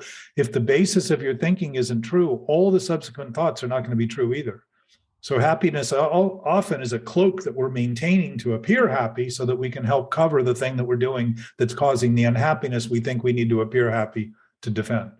And one problem I'm having too is that overthinking things. Like I went off my diet the other day. I had a brownie, and it's not just that I had a brownie, but I just can't. Nothing's right. You're never going to lose the weight you want to lose, and it's just way out of proportion. I guess it's the right size thinking. It's like What it was a about brownie. lipo, Anthony? Lipo. Yeah. Anthony, mentally obsessive thinking is out of proportion because it's trying to take shape on the basis of something that has no basis. Yeah. It's always going to be disproportionate. Yeah. That's why it's obsessive. It's constantly trying to secure itself by doing the thing that causes it, which is to continue to lie. And then I had Fruit Loops. So it has nothing to do with the circumstances, but the thinking that you're trying to use those things to feel better. And food's a great example of how easily we veer from, we know what is best. We know it's right. And often eat what we know is not, and come up with all the associations and justifications and all that kind of stuff. I'm eating a banana right now, so that's the good news. Yeah, it's that terrible thinking. My place isn't clean. I'm fucking off my diet. My friend let me down. My car's not right. Other than that, it's perfect. It's a choice, Anthony. What if all those are true? So you're just going to say, oh, that's okay. Your house is a fucking mess, and that you're eating off your diet, and your car's got that. If that's the case, that's actually the case, Anthony. If your house is that could be good. It's like eating off your diet, your diet. Yeah. If that's actually what's happening, that's what's happening, and you think it shouldn't be. Yeah, but I don't want to tell anybody. I want to hide it. I got to lie to myself. I'm lying to myself now. Well, it wasn't that bad of a break. What do you think, Anthony? The self you're lying to is a lie. Yeah. Why wouldn't that's why it's bad. I'm lying to myself. Instead of saying, okay, you really did screw up, it's like, well, just don't tell anybody about the brownie and don't ever do it again. Don't ever do that again. And we're good. You never have another brownie. So that's It was one, great not that's- overreacting to this little problem I had with my friend too. I didn't have to blow up at the scene and make a big deal out of it. But in my head, it was blowing up. But I didn't have to tell him about that. So that's another way of being dishonest about what's happening, which is, Well, I mentioned some of it. I did as he was leaving. I came back and I told him what I didn't like, and Anthony, he told me why. in almost the same breath, you'll say you didn't do something and then go ahead and correct what I suggest. Well, a little bit. I didn't do it to the full. I didn't The totally. point is, Anthony, the point is your brain will go in 1,000 fucking directions, just like mine, to try and dance around this rather than begin to simply realize you're choosing it, you're choosing it, you're choosing it, you're free to choose it. It's just going to keep going and keep going and keep going, and you're going to keep talking about it like it's entertaining. And then I find my mind going, maybe it was Karen's fault too. I knew it, Karen. Anthony, do you need to help me understand that you're capable of coming up with another story? What do you mean? You've been doing it for 2 years. Doing what? Repeating the story, coming up with new ways of looking at it, thinking they're funny. Well, thinking yeah, they're that's my entertaining. story. Otherwise, it wouldn't be a very good story if I changed it. It isn't a very good story if it's killing you. It isn't funny either if it's killing you. The story's getting better. The story has a happy ending. No, it's just another story. You can think what you want, and I'm not here to make believe that what you're thinking is what's actually happening, because I can tell by what's happening that you're dancing around what's actually happening and not interested in talking about it honestly. Oh, wait, I brought up the problems. Sure. So you could dance around them and laugh them off and think they're not problems. You gotta have some music to dance to, right? Don't underestimate the cunning nature of cunning. Cunning and baffling and powerful. Yeah, it's the idea The bottle just sits there. I've never seen alcohol cunning, baffling, or powerful. It just sits there. There's nothing cunning, baffling, or. Same with your thoughts. They're just sitting there and you're picking them up, using them in ways that completely make no sense because there's no sense in them. They're not based on sense. That's a good example. I like that. Yeah. Yeah, alcohol isn't cunning, baffling, and powerful. No, the choice to think we could control it after having been proven thousands of times that it was impossible. That's the problem. That's the hypnotic It's not my state. thoughts that are bad. It's me picking them up. It's you thinking they're right and thinking they're funny and thinking they're entertaining, which I would sometimes suggest. they are. I did notice our viewership went down, but other than that, it seems pretty good. I was thinking the ratings would go through the roof. You know, that's the kind of stuff you need. Fights. You know what? You don't know who's listening and where they're listening and what they're hearing. So let them do what they're doing without you qualifying it for them. I can read Santiago's mind right now. Anthony, you want to attach and attach and attach and reattach and keep circling and circling and circling and circling like a raven looking for a corpse. I don't really think you think it's funny. That definition was funny. I don't think. I'm sorry if that doesn't sound good. I should apologize at that point. You don't need to apologize to me for what you do. I'm not offended by it. Oh yeah. I'm just observing and talking about what I'm seeing that I've seen for a long time. And I want to be more accurate about this in the conversation than I have been dismissive about it to sort of let it pass and not mention it. Yeah, figuring it would just go away. With you and everyone. My sense is one of the failings of our obsessive thinking is thinking that if we don't deal with it, it's somehow better off. And rather than bring it up and run the risk of having someone not like it and react like we witnessed last week to a degree, that somehow it's better. I don't suspect it's better. And I don't think it's provocative to simply talk about something that people are already provoked by.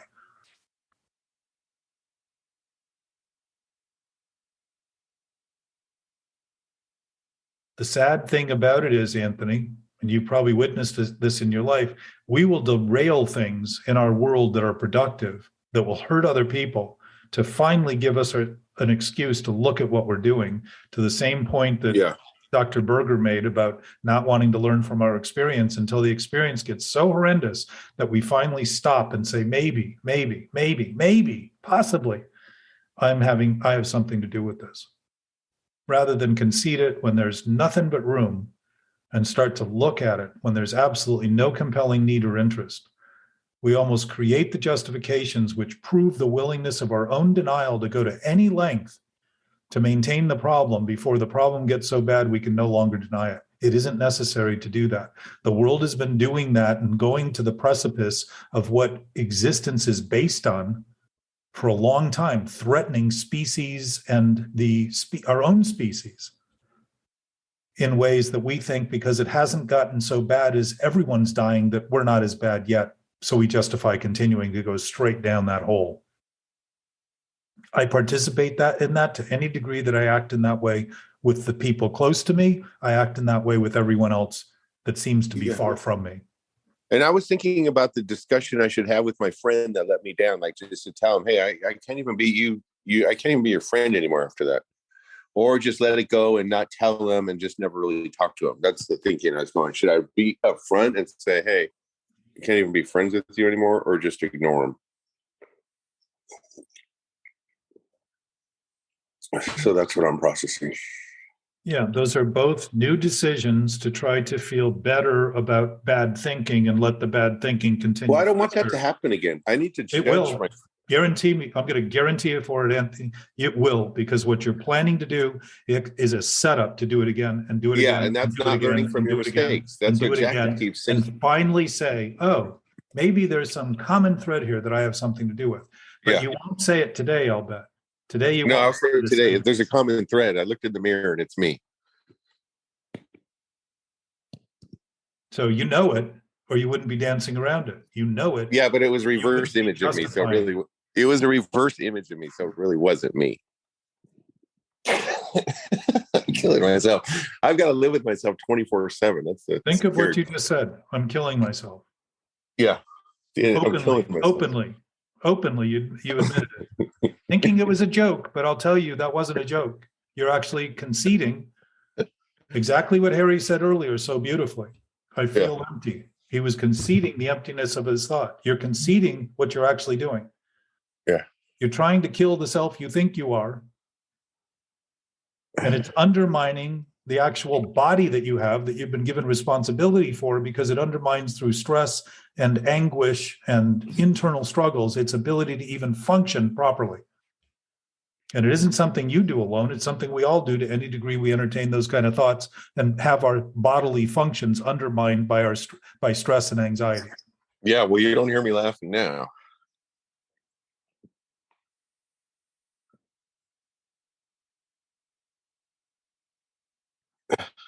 Thanks, Jack. It's not my friend's fault.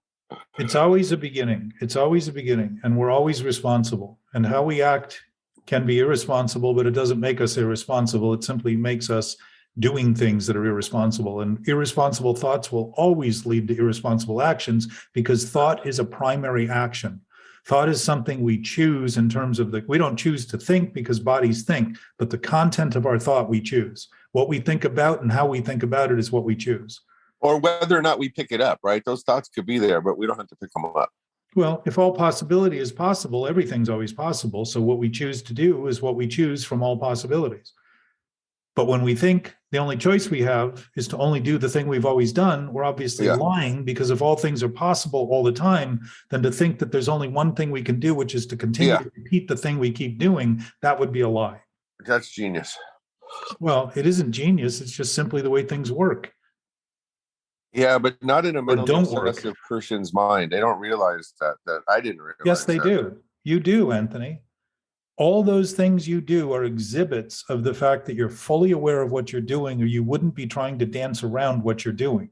You're aware of it enough to do what you're doing in a defensive manner and claim that you're not doing it, and thinking because you don't think you're doing it, you're not doing it. But there again is a whole reliance on thought being the basis for existence, rather than seeing that you clearly know better to be dysfunctioning. Just like a car would know if you don't put oil in it to break down. It's not because it's thinking, you know what, I'm going to break down on this guy because he didn't give me oil and I'm pissed. It's just simply going to function on a basis that it was designed to function. It's designed to function with oil. When you don't give it oil, it's going to burn out. It's going to freeze up.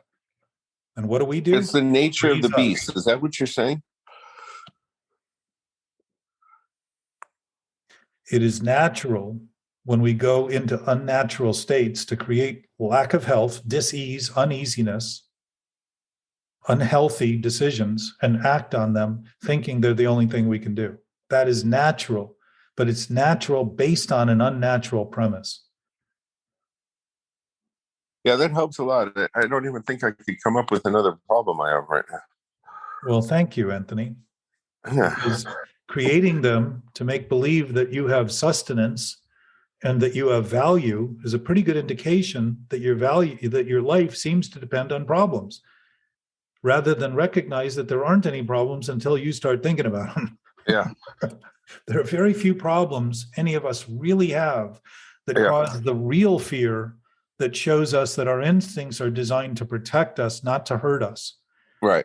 The instincts that come up in addictive, sick thinking actually do the exact opposite of the things that the instincts do when we see a real threat. Yeah. When we fly and try to get away from a bear, makes perfect sense.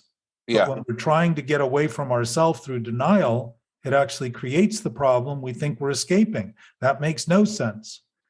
When we freeze up because there's a bear, we hope that our lack of provocation might resolve its interest in us. Yeah. When we freeze up and go numb, as sentient beings, we start to think that being calloused and icy and cold to what's happening is healthy, when in fact, the only time we're ever really cold is 20 minutes after our body dies. It naturally drops that 100-degree temperature that we're maintaining. Those things that we're doing are backfiring. They're echoes, feedback, telling us something's wrong, and we continue to perpetuating, thinking someday we'll get it right. That's addiction. And it's mental addiction. It's based in the brain. It's based in how we misutilize our choice of thoughts, and then what we think about them, and then what we think of the thinking we're doing about them, and then what we think of the thinking we're doing about them, and so on and so forth. Yeah. To the point where we don't even know what we're thinking anymore within the thinking we're doing, because we're so busy consumed with thoughts that have no basis that we're not even paying attention to what's actually happening, and all we're paying attention to is what's not happening. And I would say that's a pretty good definition of insanity. Yeah, Insanity is about seeing and hearing things that aren't happening. And if we're listening to voices in our head about things that aren't happening, we are seeing and hearing things in our own brain that aren't happening, and not thinking we're sick. Thinking someday that conclusion will be right. It is lopsided and disproportionate because it's trying to make shape and form out of something that is disformed and has no shape. There's nothing to it other than the imagination that somehow it can be true and real. That's it. Thought is imagination. It's something we can do. It's a high point in our capacity to consider what's possible, rather than create impossibilities and consider that impossibility is the only possibility. That's what leads to addiction, compulsions, suicide, homicide, all those things. You put somebody in a jail cell for 20 years and they generally think about what they did a lot differently than the moment they did it. Not suggesting that's the answer. I'm simply suggesting when people have a time to reflect, they don't tend to see what they did as very good when they finally get off the high horse they were on when they thought it was the only thing they could do. And there's nothing compelling any of us to have to get to that point. But what we do right now to continue to do what we know is wrong, thinking someday it will get right, and thinking it's funny and entertaining, and everybody's part of it. We create a conspiracy of dunces. Confederacy of Dunces, I think, was the name of the book, and I forget the guy who wrote it.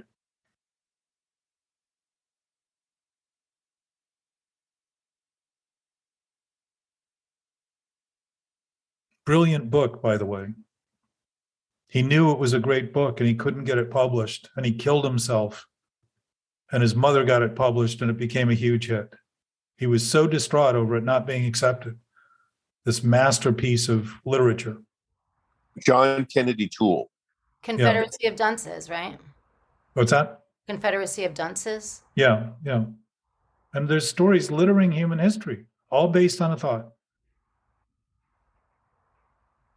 It isn't necessary, and it's happening. And it's happening at a rate that would be worth noticing, and noticing we're part of that rate.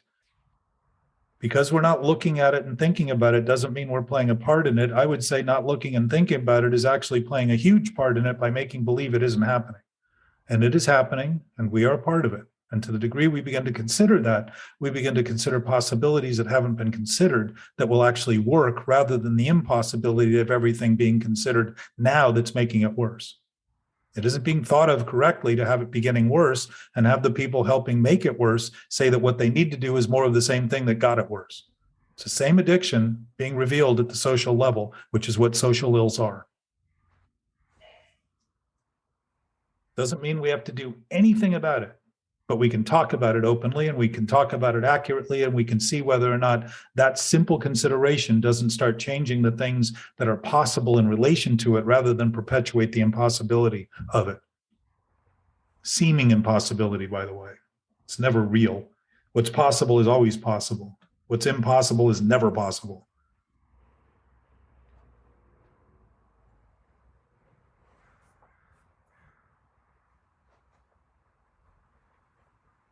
I like in Confederacy of Dunces when he would be like, "You're making my valve shut. My valve is shutting." And so I like to do, "I'm slipping into halt. You're making me slip into halt," which nobody can make me slip into halt, but Yeah. it's funny to say, "You're making me slip into halt." But Jackie, and halt is hungry, angry, lonely, tired for anyone listening, which are all indicators that you may need a breath, you may need a nap, you may need something to eat, you may need to breathe a little deeper. They're all indications of stop. Don't go any further right now. This is probably a bad time to be making decisions, because despair is the nature of that. And the nature of obsessive thinking is self-centered fear. And the self that's centered in that fear is who we think we are, not actually who we are. So to kill our body in the name of killing that self that we're thinking of as who we are is not to kill that self at all, because that self never had any existence except what we were thinking about it. There's no reality to ego. There's no truth to ego. It's just what we imagine ourselves to be. It's a reflection. Just like we think of ourselves as being who we see in the mirror, but if you go touch that mirror, there is no body heat and there's no air. There's no blood. You can't cut into it. You can't hit the mirror and break any bone in the body. It's a reflection. It isn't who we are, and ego is a reflection of what we think, not who we are. Smashing the ego at depth, according to the big book, is starting to see that there is no basis to it. If something else exists that's all powerful, omnipotent, unlimited, infinite, and absolute, there is no room for me to create reality, but there is all sorts of room for me to express it, because that's my functional capacity. That's our functional capacity. That's what we have to do. And so to do what we do in ways that undermine that expression are to be consumed with ideas that we think it's the only thing we can do. So we do the worst thing thinking and there's nothing else we can choose. That's addiction. Our ability is as unlimited as our ability is. And it's great compared to the limited expressions that we're currently making. To start considering these things publicly, for ears out there in the world who are listening, and for ears here who are interacting. And anyone out there, by the way, is welcome to email us, and we'll send you the link so you can come and join into the conversation if you're interested. Anybody but Karen. She'd probably be worth having. See, that's how you do humor. You bring it back. I love it. Good job, Jackie. That was fucking funny. Thank you. All right. I'll invite her. Sturgis, good to see your Buddha today. Hey guys, it's great to be here. I'm glad I snuck in at the last moment. I heard some. Hey, actually, good to see you. It would be therapeutic to bring. How is Alessandro? How is Alessandro, Sturgis? Have you? Alessandra is very close. Really, I think we're sort of expecting this to accelerate any hour at this point. So a new baby is coming into this world, and if we think of our responsibility as limited, we can think of the way we have thought of children as being the future, when in fact we've been dumping all of the irresponsibility we've been willing to maintain on their shoulders and making that future less capable and less able. We're passing on pollution and debt for the most part. Yeah. And that isn't something that's necessary. It's something we're choosing, and it's what's happening. And I don't say that as a frightful thing, Sturgis. I think it's incredible to have kids still coming into the world and facing the same possibility that we all face. But they're evidence of the freshness and newness of life and the potential of life when they're absolutely helpless and seem to arrive out of nowhere and come and be taken care of until they're capable of starting to think. It can remind us all of the beginnings we have and what we've made out of them to end up thinking that something that's no longer happening, that happened when we were 6 or 7, is condemning us, when it's our own thinking about those things that's actually condemning us. So Yes. I see a brighter world because the possibilities are always possible, and to think they're not doesn't mean they're not. It's just another lie. I'm going to end the recording, and maybe we can all socially sign off afterward. But thank Great you meeting, guys. Thank you. for participating, and thank you everyone for listening very much. Appreciate it greatly.